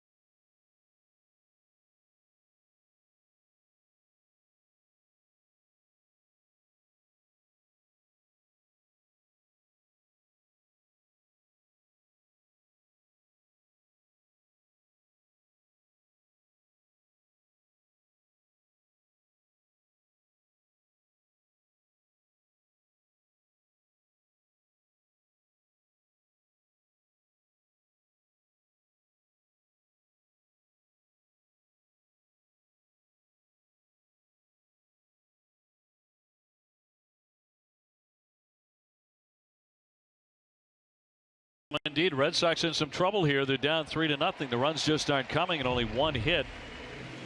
Time to see who's on track, presented by Amtrak. How about this play? This is a fine play by Marrero. He knows he's got to let it go. His momentum takes him all the way in the foul territory. A high throw all the way across the diamond, but this is an athletic play, and this is what you come to expect from Marrero. He makes his play look fairly simple. That is a very difficult play. Bang, bang at first. That's a big league play. A nice help by Travis to hang on to that bag. Sandy Leon to lead things off here in the bottom of the 5th. He took a walk in the 2nd. And one of 4 men already walked by Sabathia, but he's not giving up hits. Only Red Sox hit a double by Travis in the 2nd inning.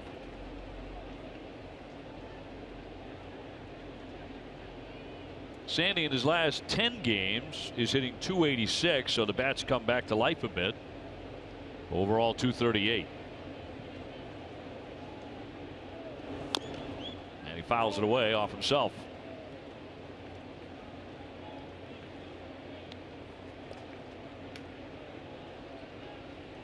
Yankees electing to start Sabathia here in game 1. You know, one point in his career, he had 7 consecutive seasons of over 200 innings. You know, the thing I'll never forget about him, when he got traded from Cleveland to Milwaukee, and they went to the playoffs that year, I believe 2008, and he went every 4 days. I mean, he pitched as well as they could expect. They just wore him out, and he's a free agent at the end of the year, and it showed me something, what he did for Milwaukee that year.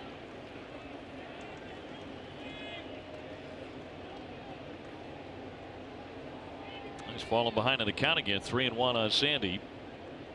Zue Lin on deck. And he's walked another one. Leon for the 2nd time. Let's go down to Jemai now with a special guest. That's right, OB. Fenway Park has hosted football. It's been a huge part of football since its inception. And the Gridiron Series returns this fall. I'm here with UConn head coach Randy Edsall, who's a football guy, but he knows a little bit about baseball. And you threw out the first pitch today, Coach. What was that experience like? It was fun. I enjoyed it. I just wanted to make sure that I didn't bounce it, and I didn't, you know. And but, you know, I love baseball. I grew up playing baseball. That was a sport I liked most of the 3 that I played, between baseball, football, and basketball. So big baseball fan and love the different things. Yesterday I was here at the game and had a chance to, was in the Legends Suite, and had a chance to speak with Carlton Fisk, and just the knowledge and all those things. But, you know, and this place is, and the atmosphere you have at Fenway Park is unbelievable. Well, as we mentioned, November 18th, America's most beloved ballpark turned into a football field. You guys playing BC.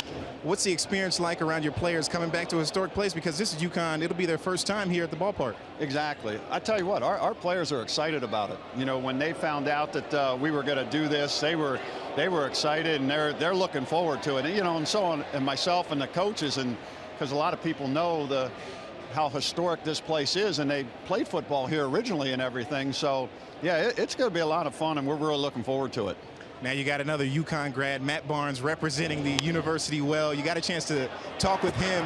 What was that visit like, and how much are you enjoying what he's been able to do in the major leagues? A part of one of the best bullpens in baseball. Yeah, no, it was nice talking with him, and it's the first time I met him, but you know, just to see the success that he's had and what Coach Penders has done with the baseball program. But you know, I had a chance to ask Matt a few questions. I'm not going to tell you which ones or anything, but you know, it's interesting because of what's happened now, you know, with the 16-inning game yesterday and now a doubleheader today, and the different moves and strategy that the front office has to make, and putting guys down and bringing guys up, and now with the bullpen's a little bit taxed. You know, it's interesting from a coach's perspective. You sit here and you watch that and you say, okay, how are they going to use their bullpens? Because you want your starters to go deep because of how many innings of baseball we're playing in such a short amount of time. Randy Edsall, always thinking about coaching, OB. UConn back here November 18th against BC. Jemai, Coach Edsall, thank you very much. Very interesting stuff. Yeah, he's locked in. Yeah.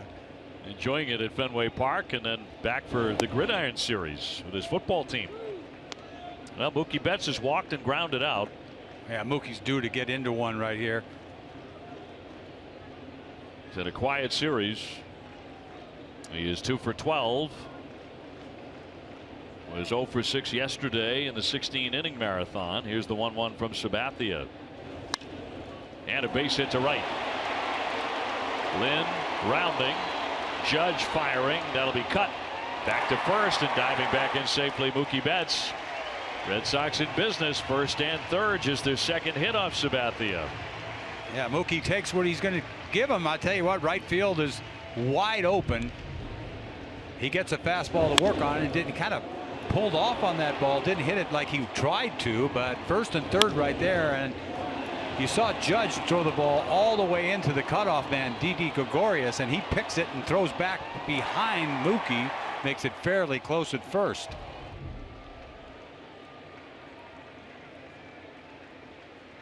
So 2 fast guys on the bases. Here comes Xander Bogaerts now. The walk and a pop up. He is 0 for 1. You talked about Mookie being due. He delivers a base hit. Xander Bogaerts is due.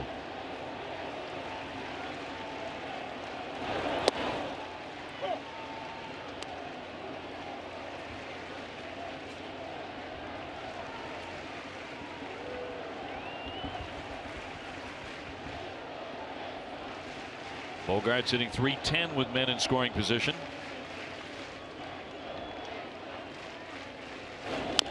Got Jan, and he fouls it away at home plate. Choose nothing but the best for your cookouts. Pick up select KM and Coca-Cola products today. Get a free package of hot dog buns too. It's summer. Let's grill KM. Eduardo is working on that baseball. He's going to get it down to the Super Ball in there.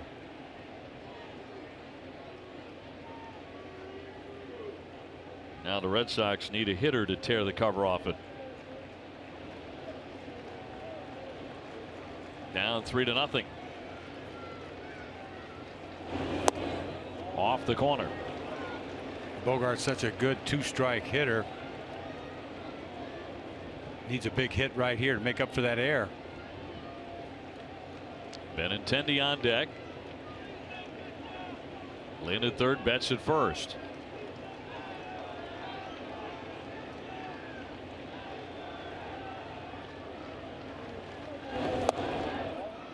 Two and two.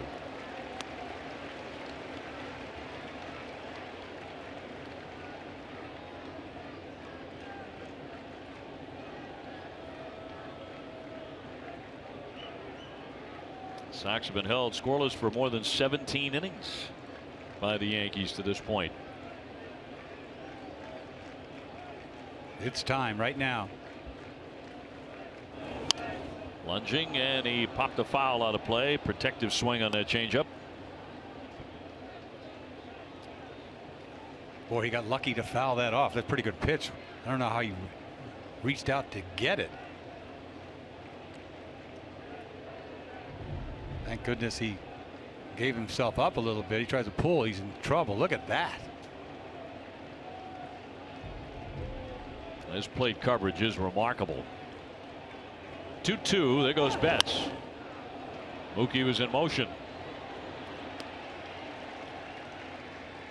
And he will retreat to first base. Not a bad idea. You don't want to double play to end this inning. Red Sox hit into one in the first inning. And short-circuited a potential rally after Sabathia walked the first 2 men that he pitched to today in Betts and Bogaerts.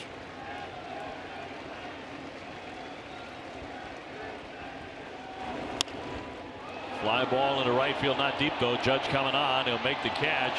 Lynn goes about halfway as the throw comes home, and he dives back to third. Whoa. You're hoping it's a flare. You're hoping and hoping and hoping, and Judge catches up with it, and he throws off balance. Look at this. Didn't hit it very hard. You hope he just barely. You hope he's going to flip it in there, but he gets to it, and he throws it off his right foot. Just flips it in there, and you just couldn't challenge the throw because all his momentum's coming in. He's not that deep out in the outfield. You can't really challenge it. So 2 down. And Benintendi will try and salvage something. Andrew on the day is 0 for 2. Boy, you're begging for a flare right there, really.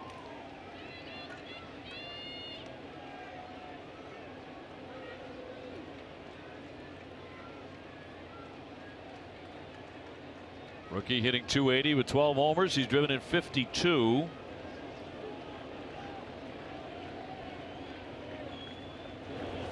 And looks at a strike. He's done all right against lefties, .267, .285 against right-handers. Of course, Friday night gave the Red Sox a walk-off win with that bases-loaded free pass that he took from Chapman. Now looking for contact.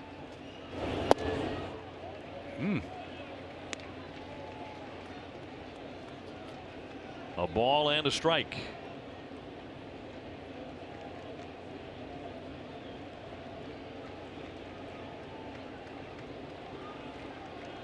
Sabathia pretty fortunate to this point. He's not allowed at least one run with all these walks.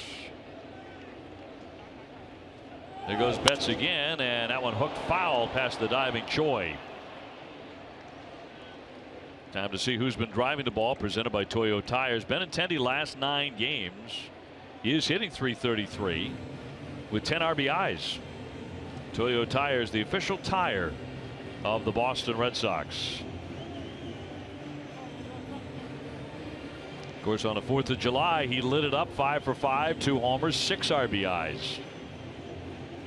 At Texas. You can't have much of a better game than that with the catch and everything. The great catch too. He was a lot of people's choice for Rookie of the Year as the season got underway. Of course, Judge is going to run away and hide with that. 2-2. Good take.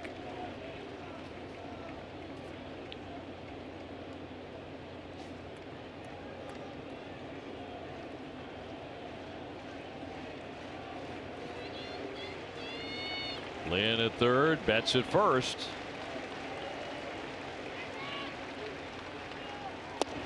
And swung on and missed strike 3. Boy, these have really been 5 very frustrating innings for the Red Sox. 2 more left.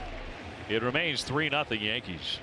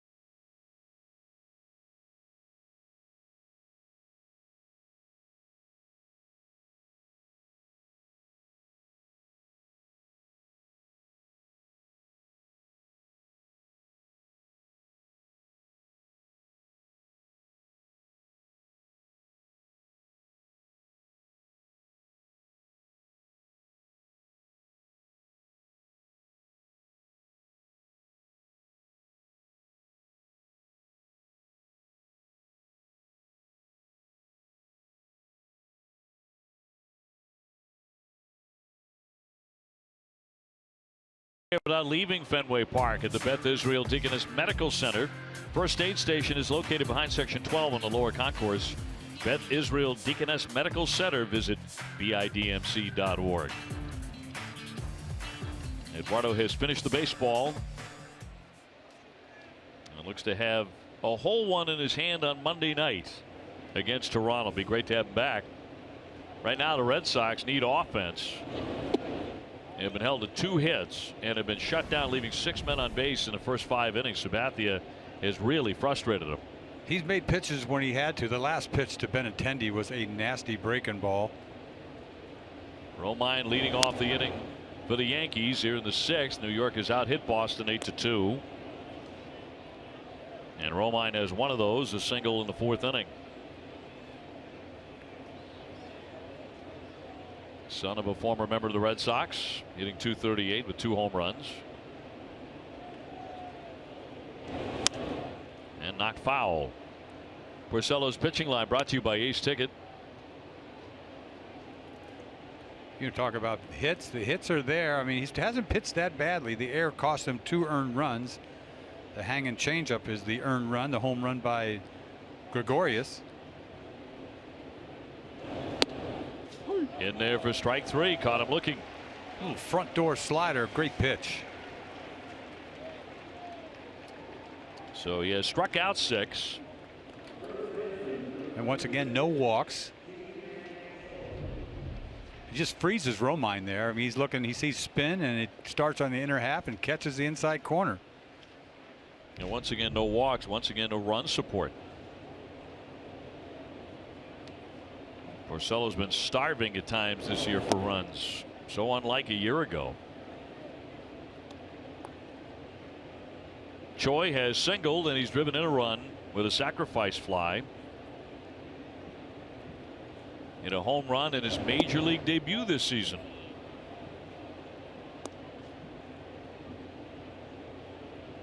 Is hit 2 so far. Bases empty and 1 down. 3-0 Yankees.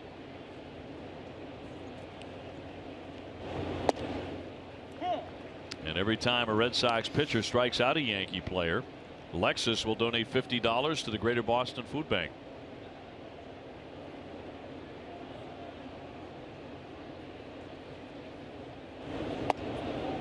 He's working quickly and dots that one. Man, back to back changeups. And he's got all the pitches. He's done his job today. I mean, you want him to go deep into the game. He's got you in the 6th. He'll probably go 7 if things all go well here. And he's done it all year. You think about 6 innings. What, out of his last 37 starts, he's done it like 36 times. The guy's always in the 6th inning.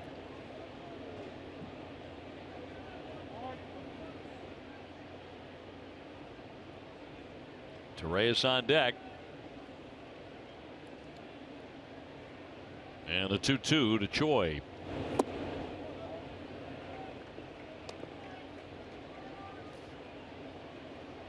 Game 2 of the doubleheader tonight at 8 o'clock. Price on the mound for the Red Sox. That one hit high and deep into right field. That one heading back toward the track. Onto the warning track. It'll skip up into the stands, and that'll be 2 bases for Choi. He's got himself a double and 1 down. Well, he's lucky that ball stayed in the ballpark. You know, take your chances. 3-2. You don't want to walk him. So he grooves him. Oh, another changeup. Another changeup right there. 3-2 changeup that he had to throw for a strike. He's lucky the ball stayed in the ballpark. 1 hops the 380 sign.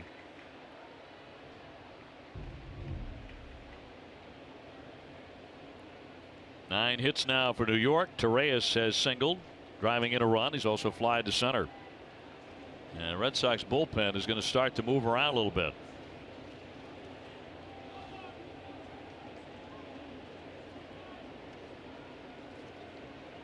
Runner in scoring position for the Yankees.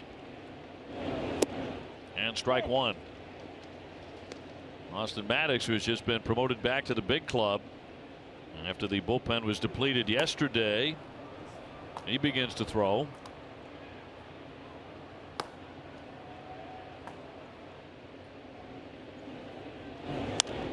And flared foul out of play. Have to go all the way back to April 14th. The last time that Porcello didn't go at least 6 innings. It was against Tampa Bay, a game he would lose 10-5. He was hit hard in that one. Now you mentioned, the handful of games where he gave up a bunch of runs, and then so many starts where he was extremely competitive. That one grounded to the middle. Bogaerts will snag it and get him. Down to third is Choi safely with 2 away. And that's why his ERA is what it is. And then you forget all the good games that he threw with the lack of run support. You have nuclear games that they stay with you. And he had probably 4 bad games out of the 18 starts or whatever he's done. Well, trying to get out of this 6th inning without coughing up a run. Here comes Gardner. Last time up, hit by a pitch that he certainly appeared to lean into. Red Sox took umbrage at that, but home plate umpire Gabe Morales awarded him his base anyway.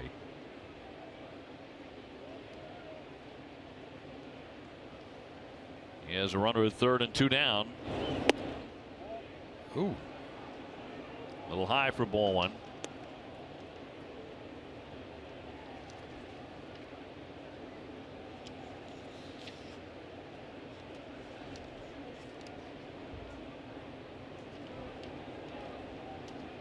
It was only the 2nd time this season Gardner had been hit by a pitch. And looks at a strike on the change. Boy, he's throwing a lot of change-ups this inning. It could be his last inning. He's at 104 pitches.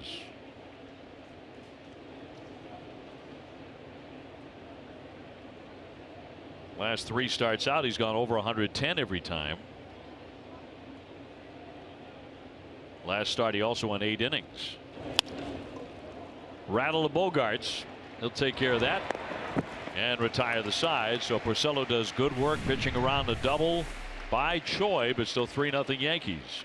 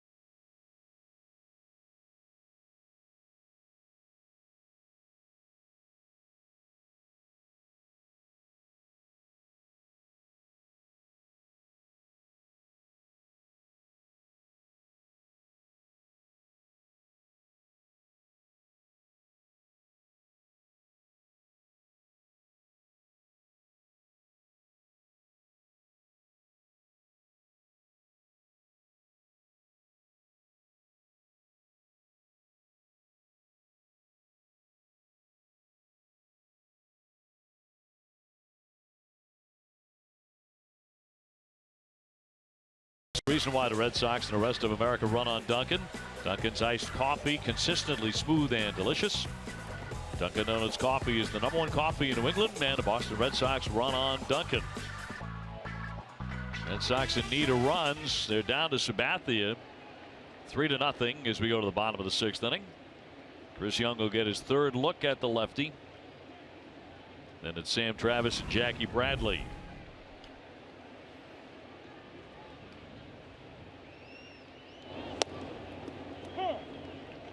Chris on today is hit into a double play and also popped up to 3rd.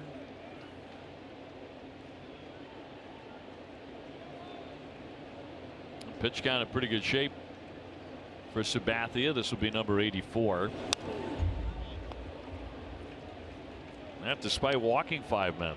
I mean, you talk about walking 5 guys, and the first inning was huge. Walked the first 2 hitters of the game. Double play ball by Young was huge in this game, first inning. But he's made his pitches. I mean, he's just a lot of sliders.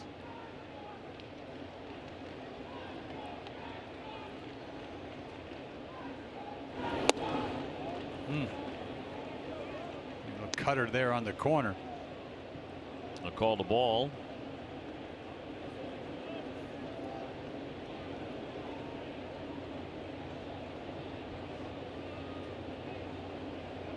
And the California-born left-hander with a 1-2.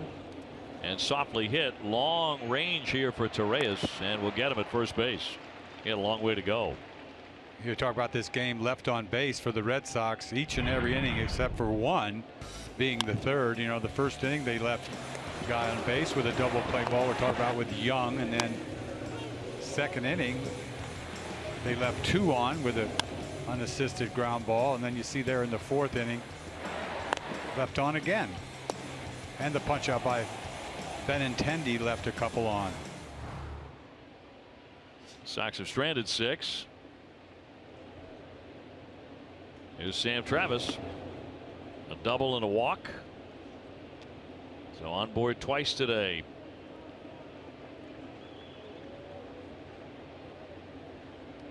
Tampa Bay getting underway a little bit later in Anaheim against the Angels. The Rays continue to play good baseball. They've won 4 straight, 7 out of 10. They've not been as good a road team as the Red Sox have been, but they are 22-24 away from Tropicana Field.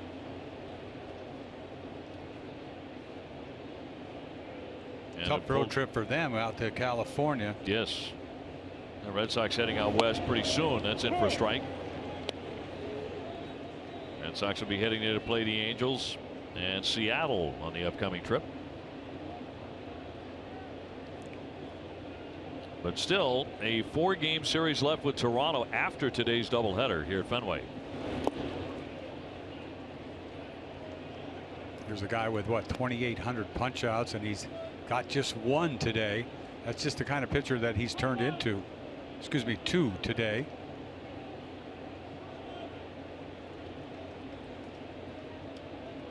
A 2-2 to Sam Travis at first base today, and a fly ball into center field. Torreyes taking command of this, and he'll make the grab, and there are 2 gone. Tomorrow at 6:30, don't miss Red Sox Game Day Live presented by DCU. TC and Jim Rice will preview the Blue Jays series and have the latest news around Major League Baseball. DCU, Digital Federal Credit Union. What can DCU save you?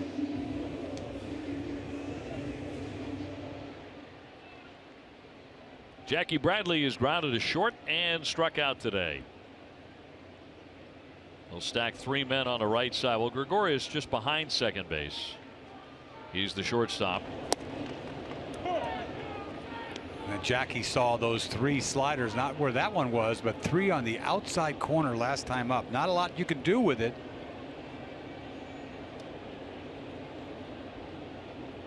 I mentioned he's been pretty good. Pretty darn good against left-handed pitching this season. 5 for 25 lifetime against Sabathia. And it is quickly 0-2. Took just enough off to get him out front.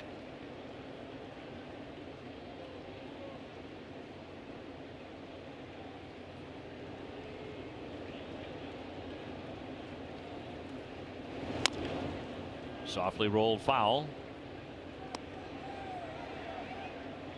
To this point, Sabathia's only had 1 inning where he didn't walk somebody.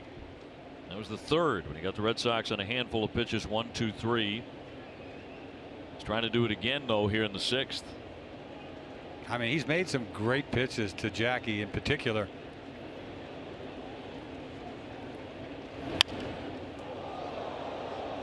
.96 with that fastball. Whoa, where'd that come from? That's a bit of a throwback for CC. That's a mistake. But it got on Jackie in a hurry, didn't it? On that ball. I'm telling you, the velocity in the ballpark was 95. We had it 96. Okay. That's legit. Okay. Do it, CC. So every once in a while, Man, he can get it up there like the old days. like the old days, right? They have activity in the bullpen. That is Tyler Clippard getting loose. Yankee bullpen exceptional yesterday, no question about that. 1-2, and he struck him out for the second time. So the Red Sox go 1-2-3, and through 6 it's still 3-0 New York.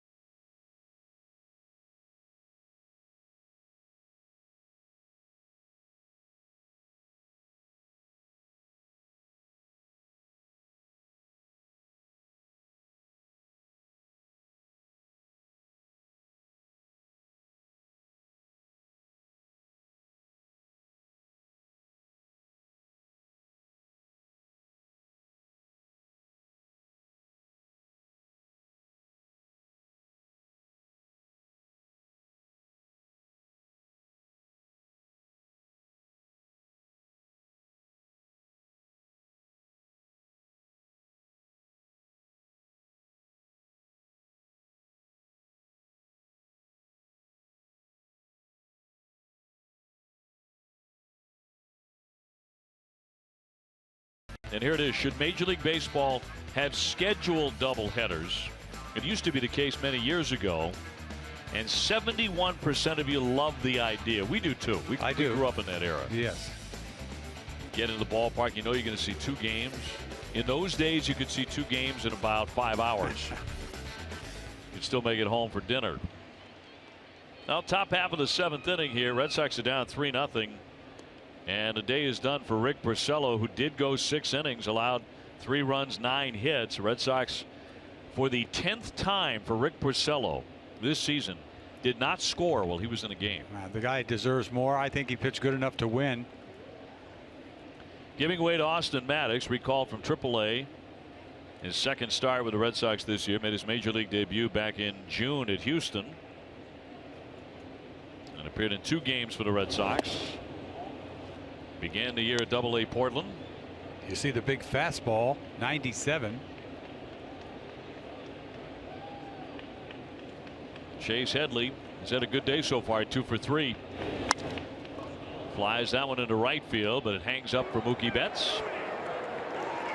1 away in the Yankees 7th. Don't miss WB Mason Extra Innings Live right after the game. TC and Jim Rice will break down Rick Porcello's start. Whatever, whenever, wherever, who but WB Mason.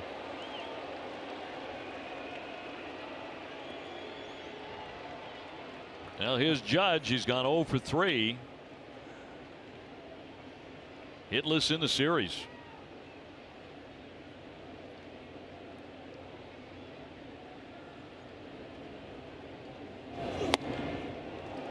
Boy, he was trying to find Lansdowne with that one. Boy, it doesn't surprise me. Red Sox calling up a right-hander with a big arm. I mean, they're big arms everywhere. This kid no different.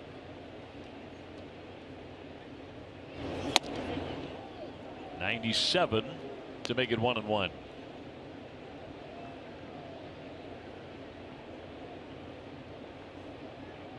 He ain't afraid of no Judge.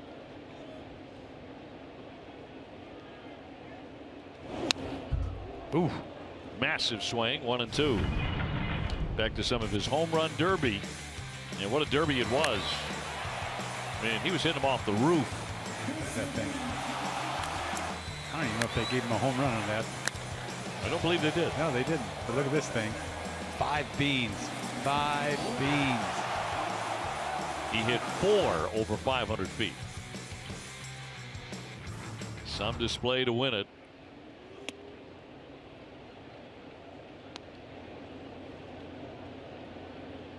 But then a very quiet series here at Fenway Park.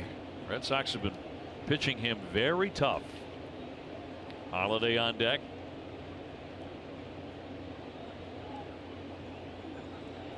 Bit of a breeze in from center. And a trickler. How about this? Maddox off the mound, throwing off balance, and it's going to be a base hit.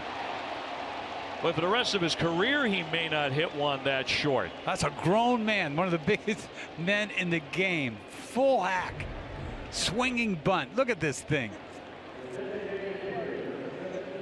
Maddox gets over there. He's got just no chance. He runs pretty good. I mean, to get down the line, and he smelt that hit, but a full hack and a bunt. Killer for a pitcher. It's a 30-foot single. Swinging bunt for a base hit.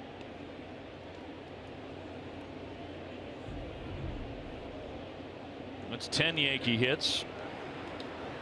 That's his hit for the series. That's it. Ball's crushed. His Holiday is struck out twice and fly to center.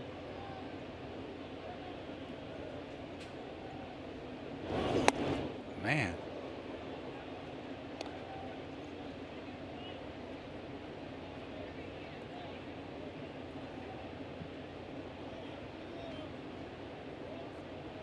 Austin Maddox was a star at the University of Florida. He was born in Jacksonville. Pretty good closer. Pretty good changeup. Yeah. Third-team All-American. These hitters have a tough job facing these kids when they come up out of the bullpen. He throws 97, then he drops an 86 piece on the outside corner.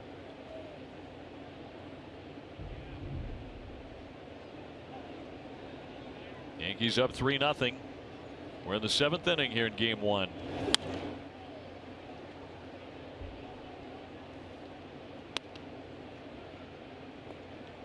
You know, one thing about Fenway coming into this weekend, I mean, in Game 1 on Friday night, the place was rocking.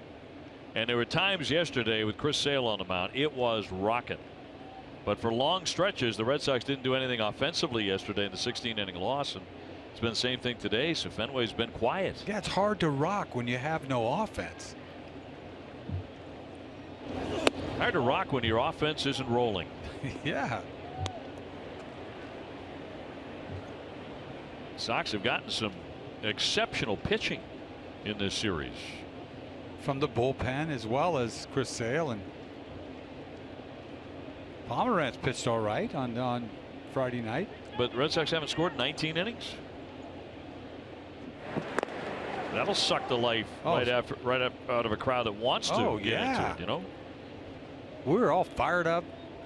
9th inning walk-off piece, right? I mean, you were really fired up. How do you get fired up for a walk? But it was.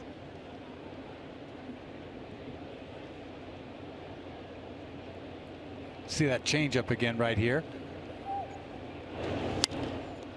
Popped him up. Xander Bogaerts right there. And the shortstop will make that play for the second out. NESN is proud to support the Men's Warehouse National Suit Drive in July. When you make a donation of gently used professional clothing at any Men's Warehouse, you help men and women look their best as they re-enter the workforce. Learn more at nationalsuitdrive.com. That's been a good day for this man, Gregorius. After the strikeout in the second inning, he singled and scored and homered in the 5th inning. I'll tell you what, this kid is held up under the pressure of taking over for Derek Jeter. He really has. I think he's had a great year for them. Missed about a month, I believe. Goes after the first one and pops it. Marrero to foul territory. Plenty of time. And that'll do it. So that's all for the Yankees. They lead it 3-0 middle of the 7th inning. We'll keep it right here for God Bless America. Right now our game summary. Sabathia 6 innings. No runs despite the 5 walks. Rick Porcello a strong effort. Pitched well over 6. And just 1 earned run. An error hurt him by Bogarts. Travis 1 for 2 with a double. So we'll keep it right here at Fenway in the middle of the 7th. 3-0 New York. Ladies and gentlemen, the Red Sox Foundation helps make dreams come true for the families of New England. Each game you aid in these life-changing efforts by supporting the 50-50 raffle. This afternoon's winning numbers are now posted on the center field video board. And now, before Josh Cantor leads us in singing Take Me Out to the Ball Game, we ask you to please rise. Here to perform God Bless America, please welcome 14-year-old Lauren Missy Bridgewater. God bless America, land that I love. Stand beside her and guide her through the night with a light from above, from the mountains to the prairies, to the oceans, white with foam. God bless America, my home, sweet home. God bless America,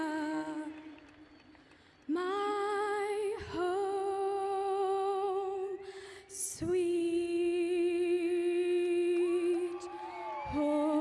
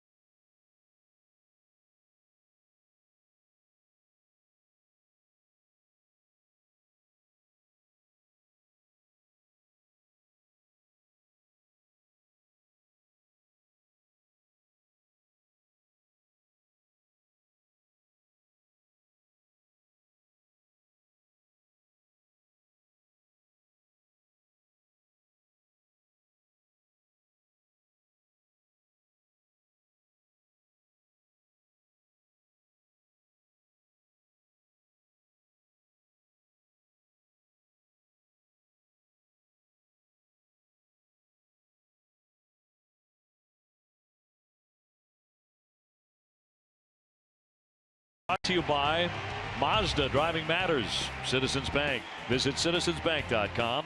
Subaru Retailers of New England, supplying all-wheel drive vehicles with a passion for summer travels. Come to your coffee senses with Cumberland Farms, just 99 cents all day, every day. And by your New England Audi dealers and the 2018 Audi Q5. That is Brock Holt in the batter's box. Just got a very nice warm round of applause as he has returned to the Red Sox. Activated from the 60-day disabled list. He's the 26th man for today's doubleheader. Went on a 10-day DL with vertigo in April, then was transferred to the 60-day DL. He's only played in 6 games for the Red Sox this season, but he is back today. Nice to see him back in there. It really is. The crowd really appreciated him, and he nubs that one. A diving play by Headley, but it's going to be a base hit. So Brock Holt is on. What a way to start it off. He gets a little nubber down the line. You know, you're living right for the moment, huh? This ball gets in on him a little bit. He just shoves it down the left field line. Headley gets to it because it's going so slow he can catch up with it. He dives and stops it. Nothing to do when he gets it, but nice welcome back there for Holt. Yeah, for a guy who's been through a little bit of hell to get back to the big leagues. Such a valuable guy when he is healthy, an all-star in 2015. That'll send up Sandy Leon. Sandy has walked twice. That was against Sabathia, who was really tough. He allowed only 2 hits in 6 innings despite the 5 walks. Liner, but he sliced it in a foul ball. Red Sox facing a new pitcher though in Clippard, who at times has been very ineffective. Yeah, he's had a tough year for them. You know, they expect him to be the 7th inning guy, and you see what's happened to him this year. He's given up 7 home runs too. A lot of walks, the 19 walks. The opponents are only hitting 208. That's not so bad, but it made the most of it. Lynn on deck. Red Sox trying to rally here in the 7th.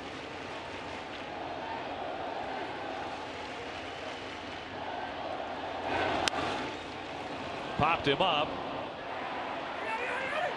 Choi says he has it right behind him, Torres, but he puts it away.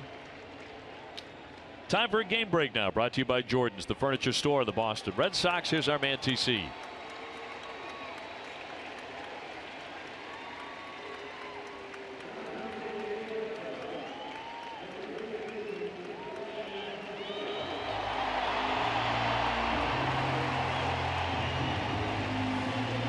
Tom, thank you very much, and a big cheer for Dustin Pedroia, just announced as a hitter.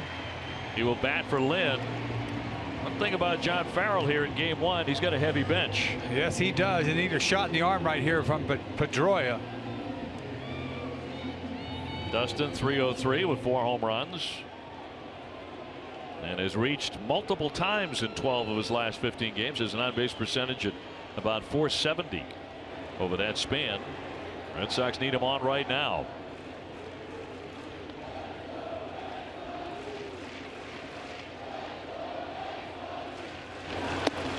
And a strike. Truthfully, for the first time all day, there's life in the ballpark.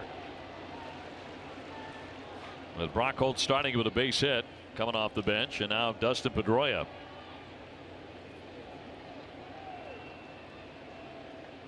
Clippard pretty much fastball changeup.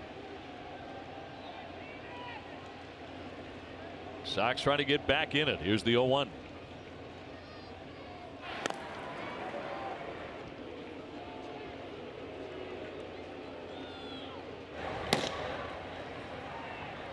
Chad Green throws in the bullpen for Joe Girardi.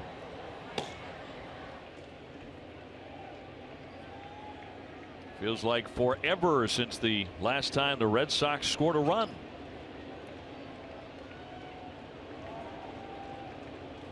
Been 19 innings. And the 0-1. Stopped by Romine. Betts on deck.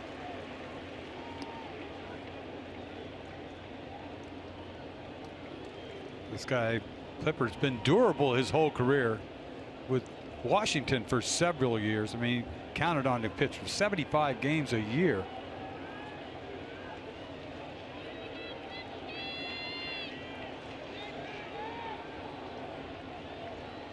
One ball, 1 strike on Pedroia with 1 away. Boy, he attacked that one. A changeup up and in, 1-2. Changeup in his eyes.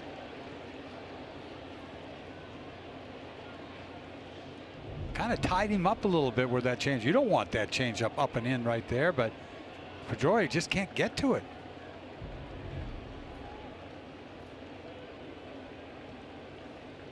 Bright sunshine at Fenway here in the afternoon.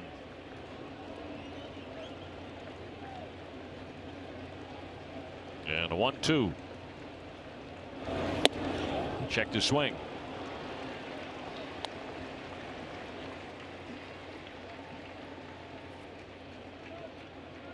Red Sox today playing games number 92 and 93. 8 o'clock tonight. Sabathia went today against Porcello, and tonight it'll be Price against Tanaka.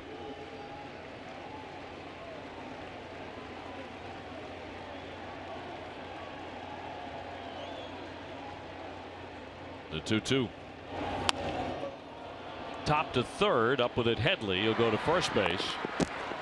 Holt down to second, but now a 2 gone, and it's the top of the order in Mookie Betts. Fans, don't miss NESN Live tomorrow evening at 5:30 on NESN. Catch up with the latest on our favorite New England sports teams. NESN Live is presented by Cross Insurance.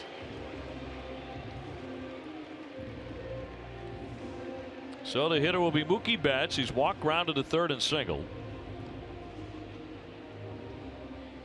And is that a sign that last at bat where he rifled a base hit to right field that he's going to get hot again? Been playing a ton. He has started the last 88 games for the Red Sox. That was the club's longest streak since Dustin Pedroia started 94 in a row in 2011 and 12.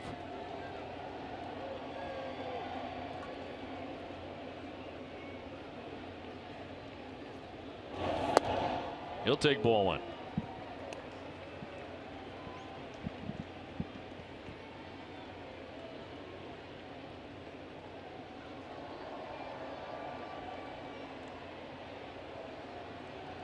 Hanley Ramirez also available on the bench for game 1. So John Farrell does have some weapons available.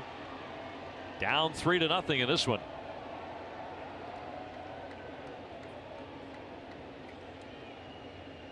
And Clippard with a 1-0. Ground ball to the middle, but that's what Torreyes is behind the bag. That is all for the Red Sox. A leadoff single. Nothing comes of that. After 7, 3-0 New York.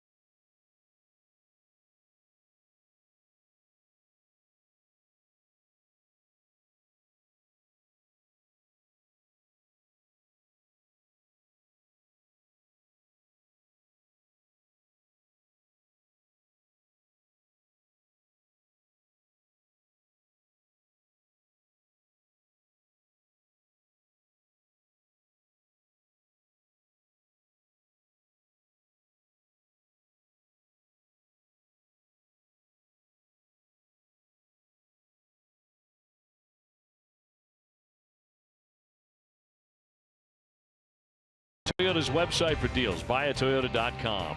Sullivan Tire and Complete Auto Service. Subaru Retailers of New England, supplying all-wheel drive vehicles with a passion for summer travels. Plain Ridge Park Casino, 45 minutes from Boston. Citizens Bank. Visit citizensbank.com. And by Ford Trucks. Built Ford Tough, the official truck of the Boston Red Sox. Now there's the moving wall.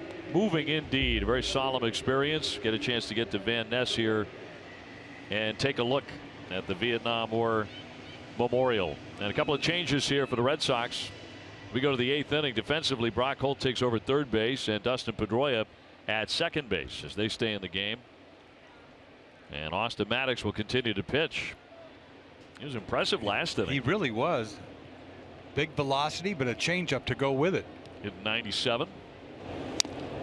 As Frazier taps that one foul, he's gone 1 for 3 with a single.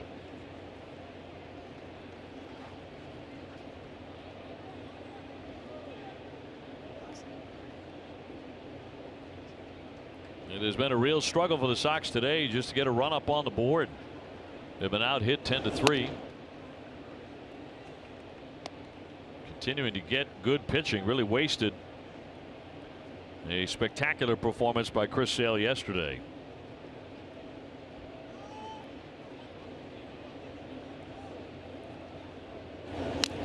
And fouled back. Red Sox are 13-6 when Sale pitches. And in those losses, the Red Sox scored a total of 5 runs. I mean, they've scored him a number of runs in his wins, you know, like maybe 8 or 9, a big total. But like you said, in the losses, nothing. If they voted for the Cy Young Award today, he'd win it in the American League. Oh, slam dunk.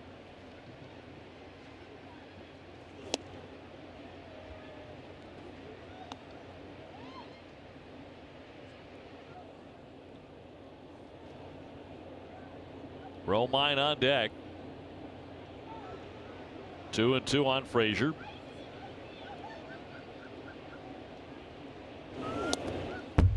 And all the way to the backstop off the mid of Sandy Leon. Frazier with a mop of red hair underneath that helmet. It was a bigger mop before the Yankees made him cut it. You'll gladly cut it to be in the big leagues. Guarantee it.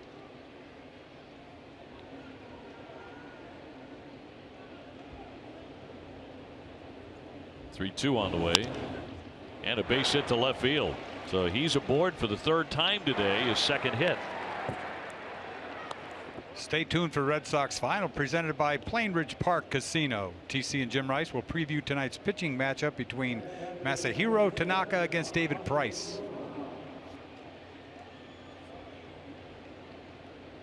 That'll send up Romine, who has singled and struck out a couple of times. Now the Yankees make you keep that hair neat. Remember when Andrew Miller became a Yankee and he used to have all that long hair with the Red Sox? Johnny Damon, another guy, had to cut it back.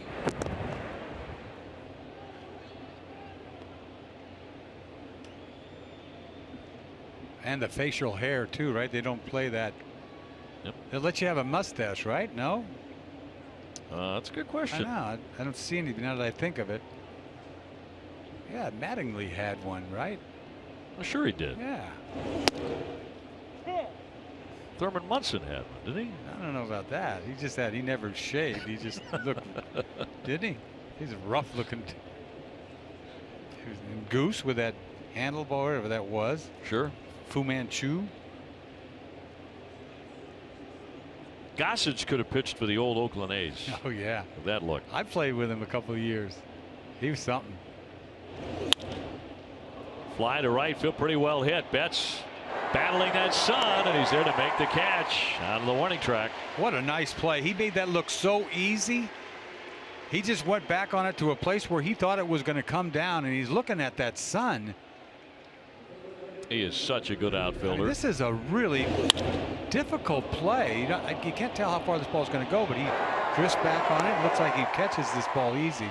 Sun didn't bother him a lick.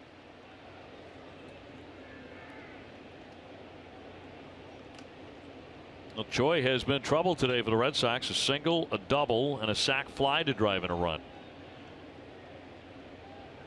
And he ripped one onto the warning track in the 6th inning that skipped up into the stands for an automatic 2 bases. Kind of a surprising pitch he got. A 3-2 changeup from Porcello. Luckily that ball stayed in the ballpark. One hopper out there. Only 1 home run today. That was Gregorius, a line shot that went, I don't know, maybe 318 feet down the right field line for his 11th home run of the season. Big cut and a miss.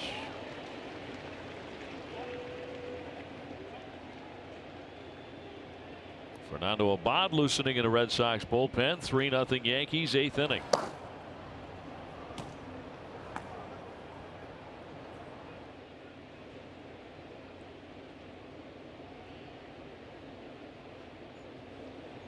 Maddox just up from the minors and drills a strike at 97.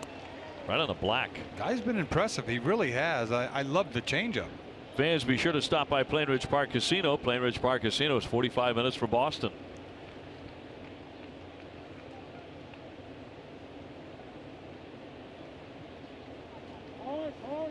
He gets time from Gabe Morales. A tip of the cap to Gary Cederstrom, the third base umpire who went 16 innings yesterday and called about 500 pitches.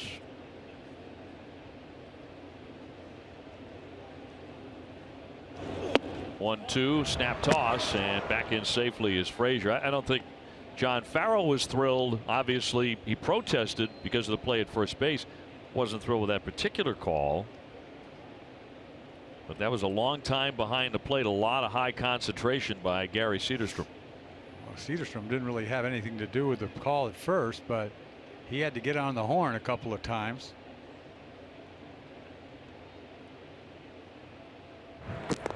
And he pointed up. He printed out the P. Remember, I didn't know what he was doing.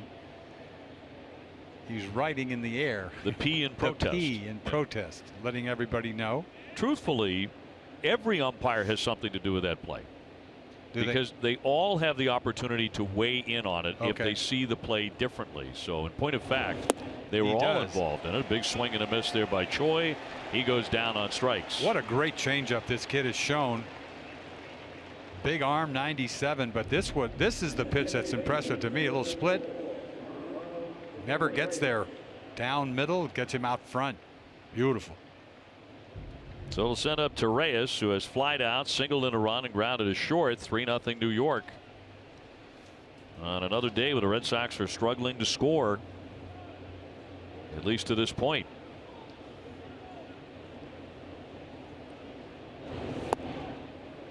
That one disappeared on him for strike one.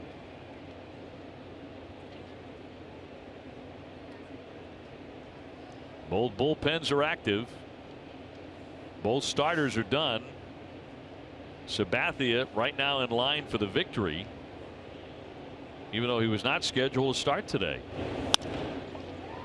Toward deep short, cut off by Brock Holden. It goes underneath him. It rolls into left field. Frazier on his way to third. He'll slide in safely. And they're on the corners. That'll be a base hit. First and third for the Yankees with two down. Well, I thought Brock was going to get to this ball. He went a long ways for it. You see him reach down to get it, and he just gets out of the reach of his glove, barely nicks it, kind of changes direction on him, and it goes into left field. Bogarts is going the other direction. The ball just found the hole. And it'll bring out John Farrell, with Gardner scheduled to hit next, and he has a Abad ready to come in. So that'll do it for Maddox. He leaves behind first and third. We'll take the break as well. The left-hander coming in. Yankees on top here in the 8th inning, 3-0.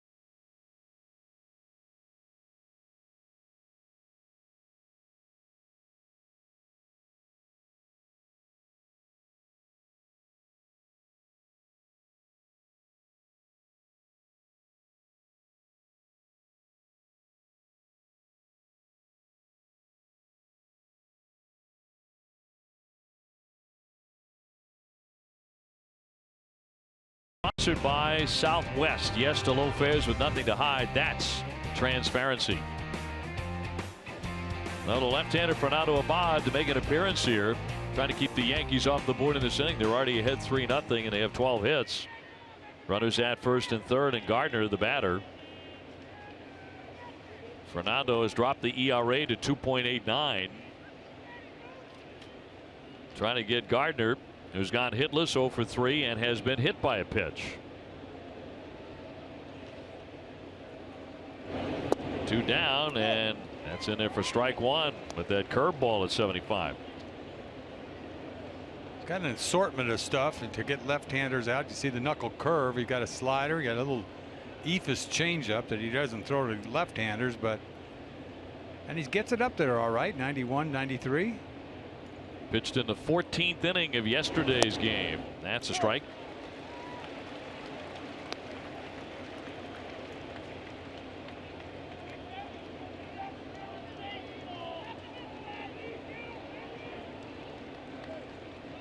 Frazier at third, Torres at first in the bottom of the 8th inning. Scheduled batters for the Red Sox are Bogaerts, Benintendi, and Young.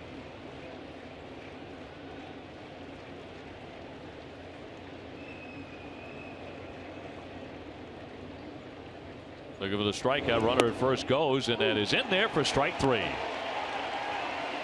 A brisk performance by Fernando Abad. 3-0 Yankees.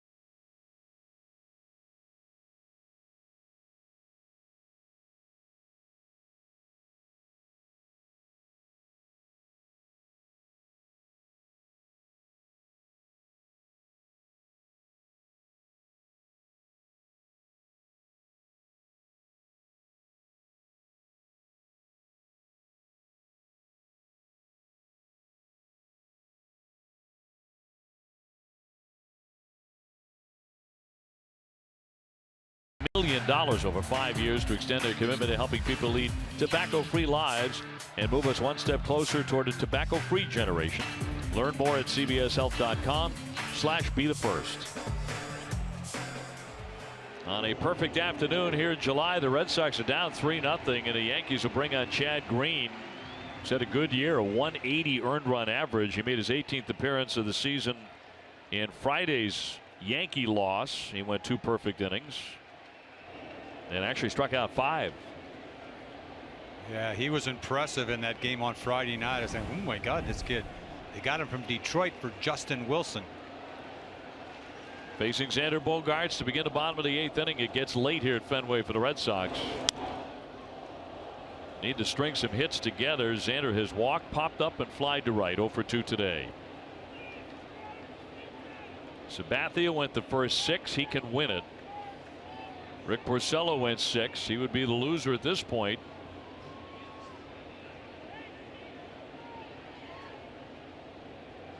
And the 0-1. popped up around third base. Headley into foul territory. One away. This is getting to be ridiculous, I'll tell you.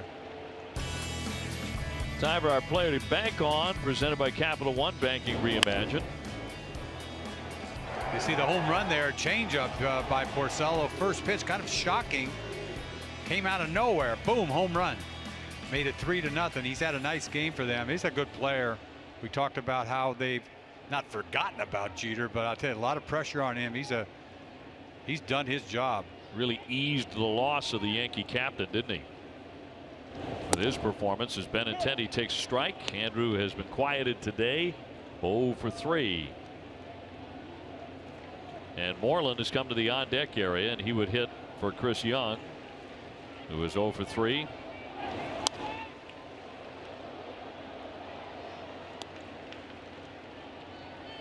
You know, the Red Sox are just putting more and more pressure on themselves offensively. The way it's gone the last couple of, well, the last 18 innings, whatever it is, just been awful.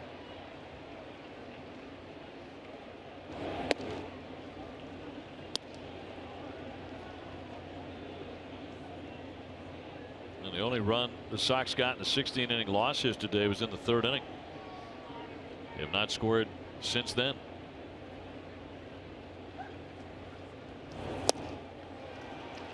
Strike 3, cut and a miss. Down goes Benintendi. You talk about low giddy up, 97. You know, to perfect placement too. This ball's got some hair on it down. It jumps in there right by Benintendi. Tampa Bay and the Angels on the West Coast underway. They're scoreless in the 1st inning, just getting started.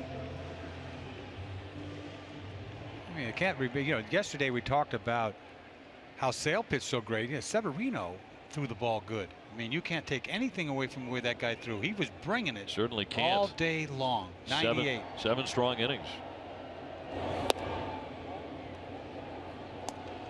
Now Moreland, another of the Red Sox hitters who needs to get going here. Stay right here after the 3rd out. Behind the scenes look at what happens in between innings.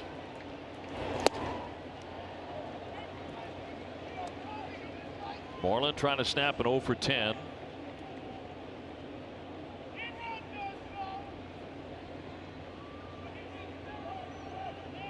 He has 5 hits in his last 40 at bats. And 1-1. Check to swing.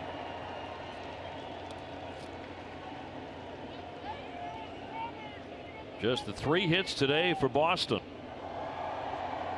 Betts has 1, Travis has 1, Brock Holt has the other, and that's been it.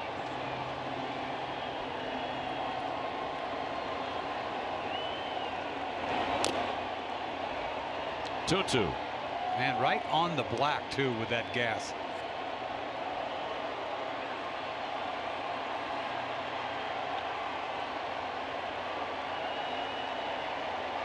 Crowd starting to do the waves. 2 outs and nobody on, begging for a hit. And the 2-2 home. Well off the plate. Take a walk. The Red Sox got several of those. In fact, 5 of them from CC Sabathia, but could not turn those into a run. Maybe the best chance was the very 1st inning when he walked Betts and Bogarts to begin it. 3-2. And just missed, and there is a walk. So the Red Sox are now taking 6 today. This comes with 2 down. Fans, don't miss NESN Live tomorrow evening at 5:30 on NESN. Catch up with the latest on your favorite New England sports teams. NESN Live is presented by Cross Insurance. Here's Sam Travis now. He's doubled, walked, and also popped up. He is the only Red Sox extra base hit today as he hit one down the left field line in the 2nd. That was leading off the inning, but the Red Sox failed to score.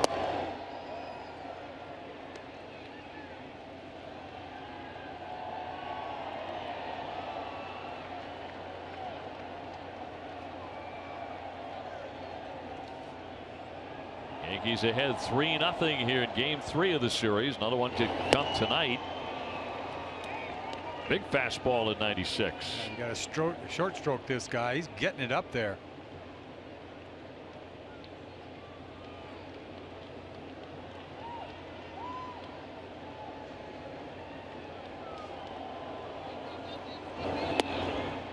He won't bite on that one. The hottest team in baseball right now is certainly the Los Angeles Dodgers.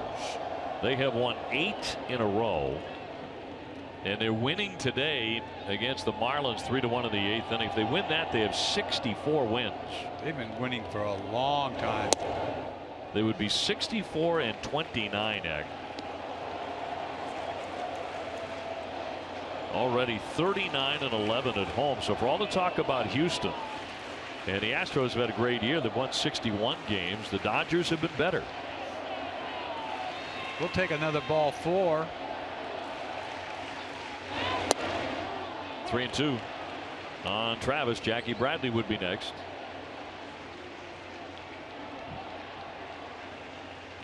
Just get that tie run to the plate. Dodgers have gone 34-9 since Adrian Gonzalez went down. There goes the runner, and he fouled it away. They have the best closer in the National League, Kenley Jansen. Red Sox have the best in the American League, certainly in Craig Kimbrell. They got that guy Wood, Alex Wood. What a year he's having. That left-hander, funky, just like Kershaw, right? A little hiccup in his delivery. It's, what was he, 10-0? Yeah, and they get Kershaw too, right? Yes. He's pretty good. So he's, I don't know what his record is. I'm not quite sure, but added together, I don't know, something like 24-2, something crazy like that. Yeah, and Kershaw's got at least 14 wins, is he right? 14-2, and the guy 10-0. I mean, my goodness. Pretty serious combo for the Dodgers. And Arizona's had a heck of a year, and they're 9.5 out. Oh. They've won 53 games. Runner goes, and that is high for ball 4. So back-to-back walks. Red Sox have been issued 7 of them today. First 3,000 fans coming to McCoy Stadium on Friday when the Paw Sox host the Norfolk Tides. Receive a David Ortiz replica jersey courtesy of Nesson, Dunkin' Donuts, and Supercuts. To purchase tickets, visit pawsox.com.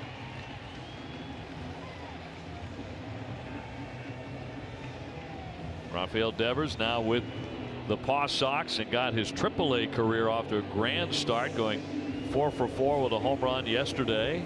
Finally made it out today. Here comes Jackie Bradley now with runners at first and second. All on Jackie right now. Get a pitch to hit. Can't help but think 3-run Johnson.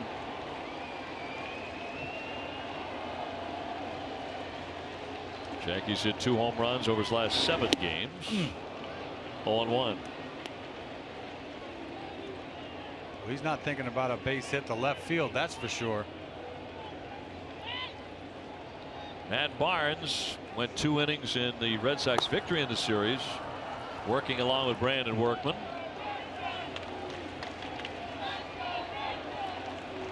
And the 0-1. High fly foul. Now Jackie in the 16-inning game yesterday smoked a rising line drive down the left field line. Just foul. Just foul by a few feet. It was a laser too, wasn't it? It was. They had to do a replay of it, right? The preview of it, and it was foul, but it went so fast they didn't know. Definitely a foul ball. The 0-2.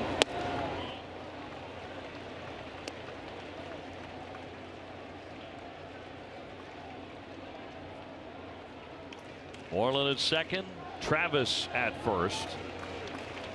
The game's tying run at home plate, and Jackie Bradley 12 homers.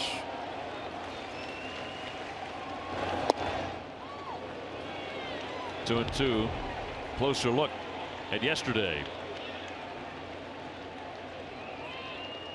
It was in the 15th inning. But it went dead right. That's the problem. Everybody thought that they didn't realize it hit something. Well, we did. Yeah, we knew. The Red Sox did ask for a review of it. They upheld the call as a foul ball. Brock Holt on deck. He has a base hit today. Jackie trying to catch up with this fastball. Oh. Down he goes, strike 3. 2 men left. The Red Sox struggles continue through 8. Still 3-0 Yankees as we stay in the park. It's a beautiful day for golf.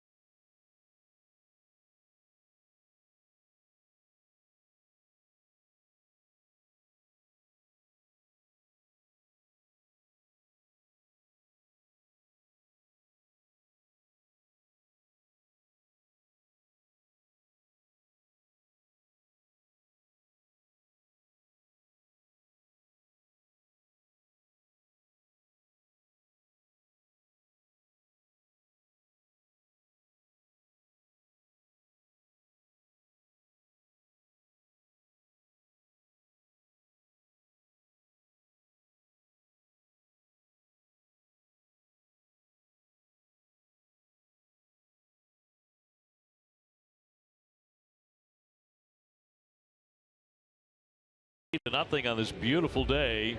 And time now for the Geico Red Sox moment, honoring the 07 Red Sox championship. Game number 92, the Red Sox would beat Kansas City 4-0. Kaysen Gabbard went the distance. Remember him? He allowed 3 hits, struck out 8, his only major league shutout. Pedroia, Manny Ramirez, and David Ortiz all took the current Red Sox vice president of pitching development, Brian Bannister, deep in that game. You know he remembers it vividly. Oh, I'm sure he does. 9th inning, 3-0 New York. Here comes Brandon Workman out of the bullpen. Tossed a scoreless 13th inning yesterday. Looked sharp doing it. Recalled from the Paw Sox yesterday for his 3rd major league stint of the year.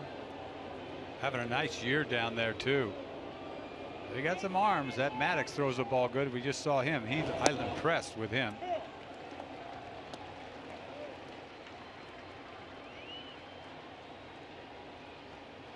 Headley has a couple of hits today. He's 2 for 4.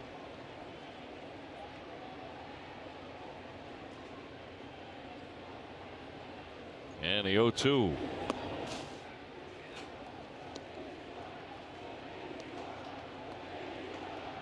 Workman was a very important part of the Red Sox postseason in 2013. He did pitch in the World Series. In fact, 3 appearances in the World Series against St. Louis. I remember this kid having a no-hitter going in Oakland for about 7 innings, something like that, and then not long after that they traded for Peavy and he went to the bullpen.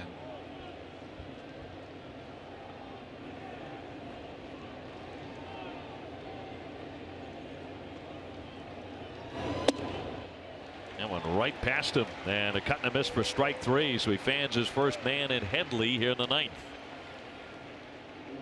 You get any gas upstairs like that, anytime you get a fastball up out of the strike zone, there's a hard time catching up with it. I don't care who you are. You know where Workman was particularly good was in the ALCS that year against Detroit. Made 3 appearances. He went 4 2/3. Did not surrender a run, only 3 hits against the Tigers. A young kid in the playoffs like that. Invaluable experience, but then he got hurt. Tommy John surgery. 0-1 to Judge. Finally got his first hit of the series in the 7th inning. It was a full swing bunt. A little trickler about 30 feet up the third base line. To that point, he had been held hitless by the Red Sox staff. Fired right through there at 96. Well, he's been looking good. I'll tell you what, Workman, we saw him the first time, he was barely throwing 90, and now you see 96. He's feeling it. That was earlier in the year. As mentioned, this is the 3rd time he's been with the Sox this year. And a 1-2. Wouldn't chase it.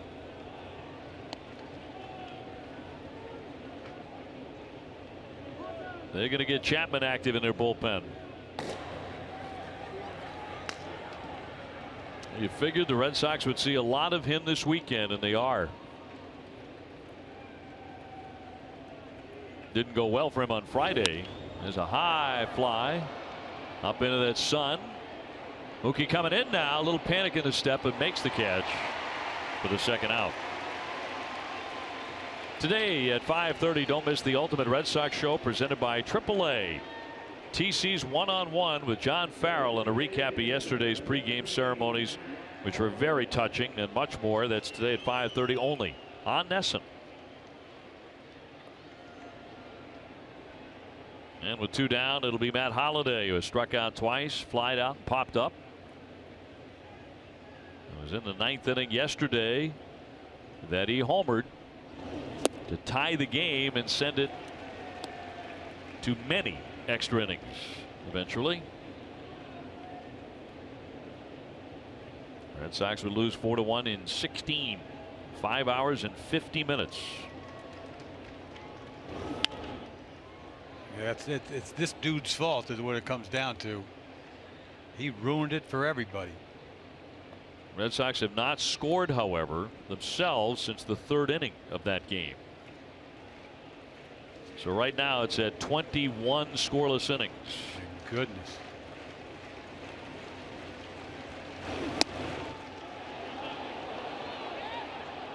No swing, says DeJesus. Almost.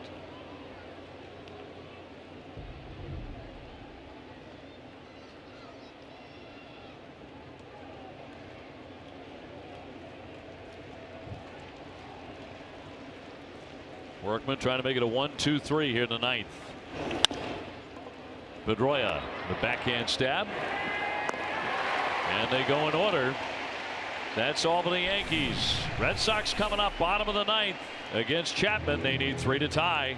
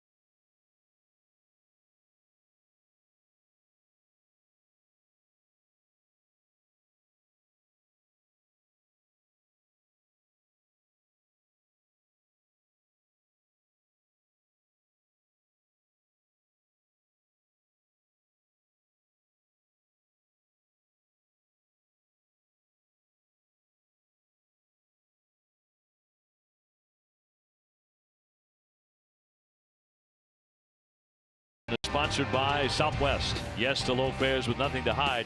That's transparency. Now, the Red Sox have accepted 7 walks in this game, and yet they have failed to score a run. They're down 3-0.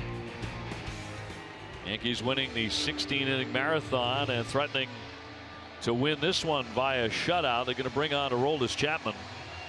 Their closer made his 25th appearance of the season, his second in as many days yesterday.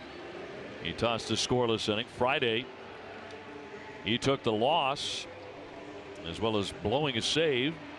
So he's 2-1 with a 3.74 ERA. Well, the Yankees will tell you he's not the same guy. He got hurt and he was out for a while. He's come back, but we talked about it before the last couple of games.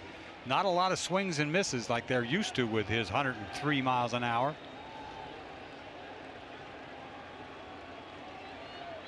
It'll be Brock Holt to lead things off.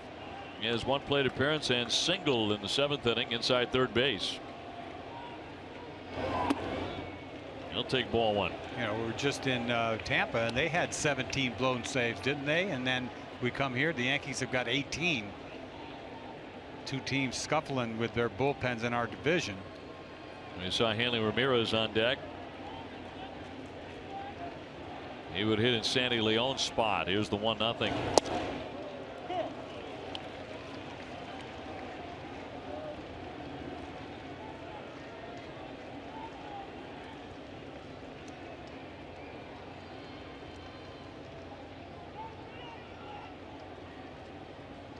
And a hard throwing lefty with a 1-1.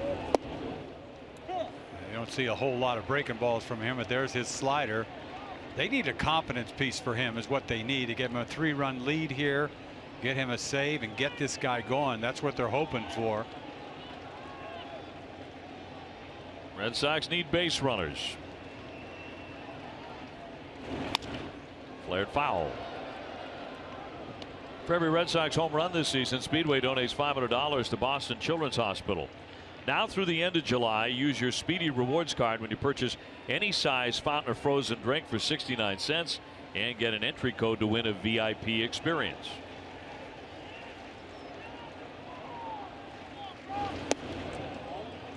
Two and two. Pretty good take there on the slider.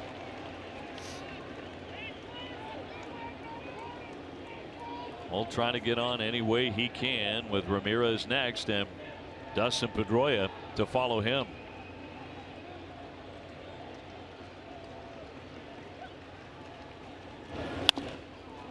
To the shortstop, Gregorius off balance but on target. 1 away. So now Ramirez to be announced as the pinch hitter. Gregorius makes his play. We saw it yesterday, and you see this going the other way, flips it all the way across the diamond. Beautiful. Makes that play look so easy. So the Red Sox have not scored a run in 21 1/3 innings. Only trying to snap that. He's hit 14 homers.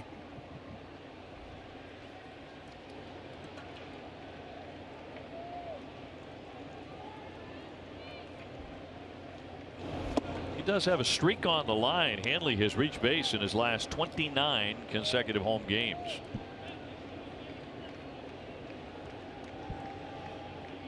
It doesn't happen very often, that 7-walk shutout piece. 2-0. Pedroia on deck. Yankees got 2 runs in the 4th, another run in the 5th. Those against Rick Porcello, and that's been it.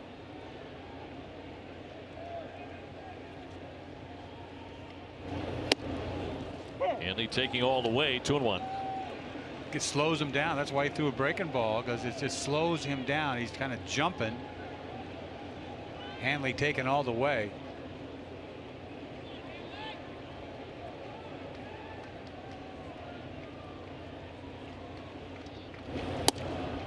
Taking again and there for a strike. Didn't have to be. Didn't have to be.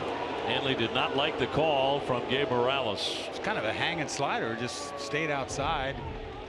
If it caught the top of the zone or not, it's just pulled it in. Hanley upset. 2-2.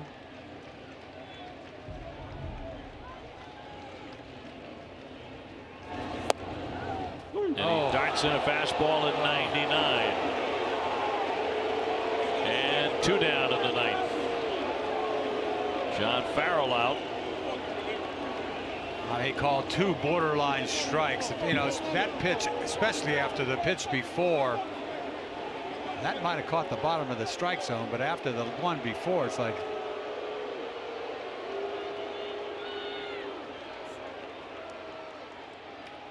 I mean, this last pitch, I think, is a strike. Fastball, low gas right here. Catches the bottom of the zone. Those last 2 pitches just did not go Hanley's way. This is the ball I didn't think was a strike.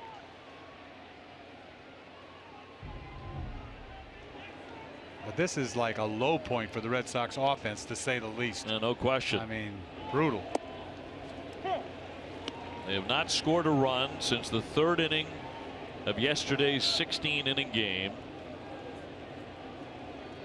Had some early chances today, not many late, and a lot of zeros. I'll tell you what, you don't win that Friday night game the way they did, this would be just worse. I mean, that's all I can think of right now, but this is as bad as it's been offensively all year long. Yeah, not for Friday's walk-off walk victory. It'd be a sense of dread. Not a great feeling at the moment, as the Red Sox are down 3-0 and have been held to 3 hits today. And if they do not score here in the 9th inning, it'll be 22 consecutive scoreless innings. They got to win this second game is what they got to do. A big swing in that second game. Mookie Betts on deck, 2 down and the 0-2.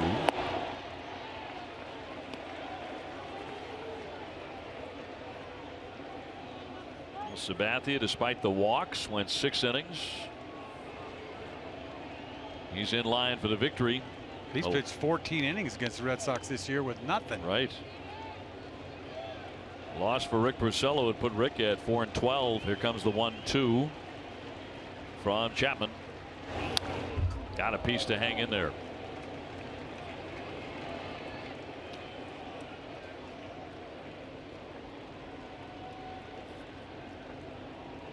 This is a tired team right this second. Just not, it's not happening. And then now you tell you what, there's some good pitching against them. I mean, this doesn't happen by accident. These guys can, they got a good staff. Bullpen yesterday, 9 innings, shutout. 1-2 from Chapman. Line into right center field. That's going to get down for a base hit. So Pedroia on with a 2-out single, and the Red Sox still have a pulse here. Here they go. He's got to get that tying run to the plate.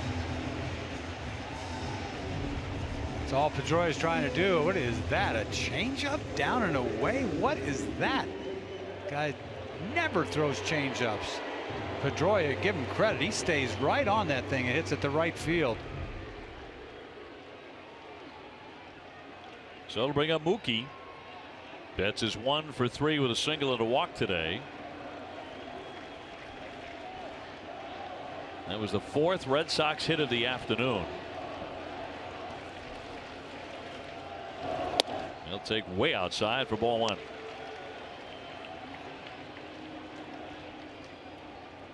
He only has 3 career at bats against Chapman, but he has 2 hits. One of those is a double.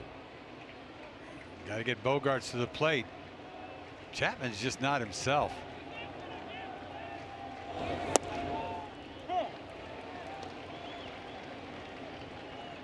Just in case, they have Chase and Shreve throwing in their bullpen. It's 3 days in a row for Chapman. Is 1-1. That's a strike. So he jumps ahead of Mookie. A ball and 2 strikes with 2 down. Mookie can't get big here. Just take that ball to right field like he did for his only hit today.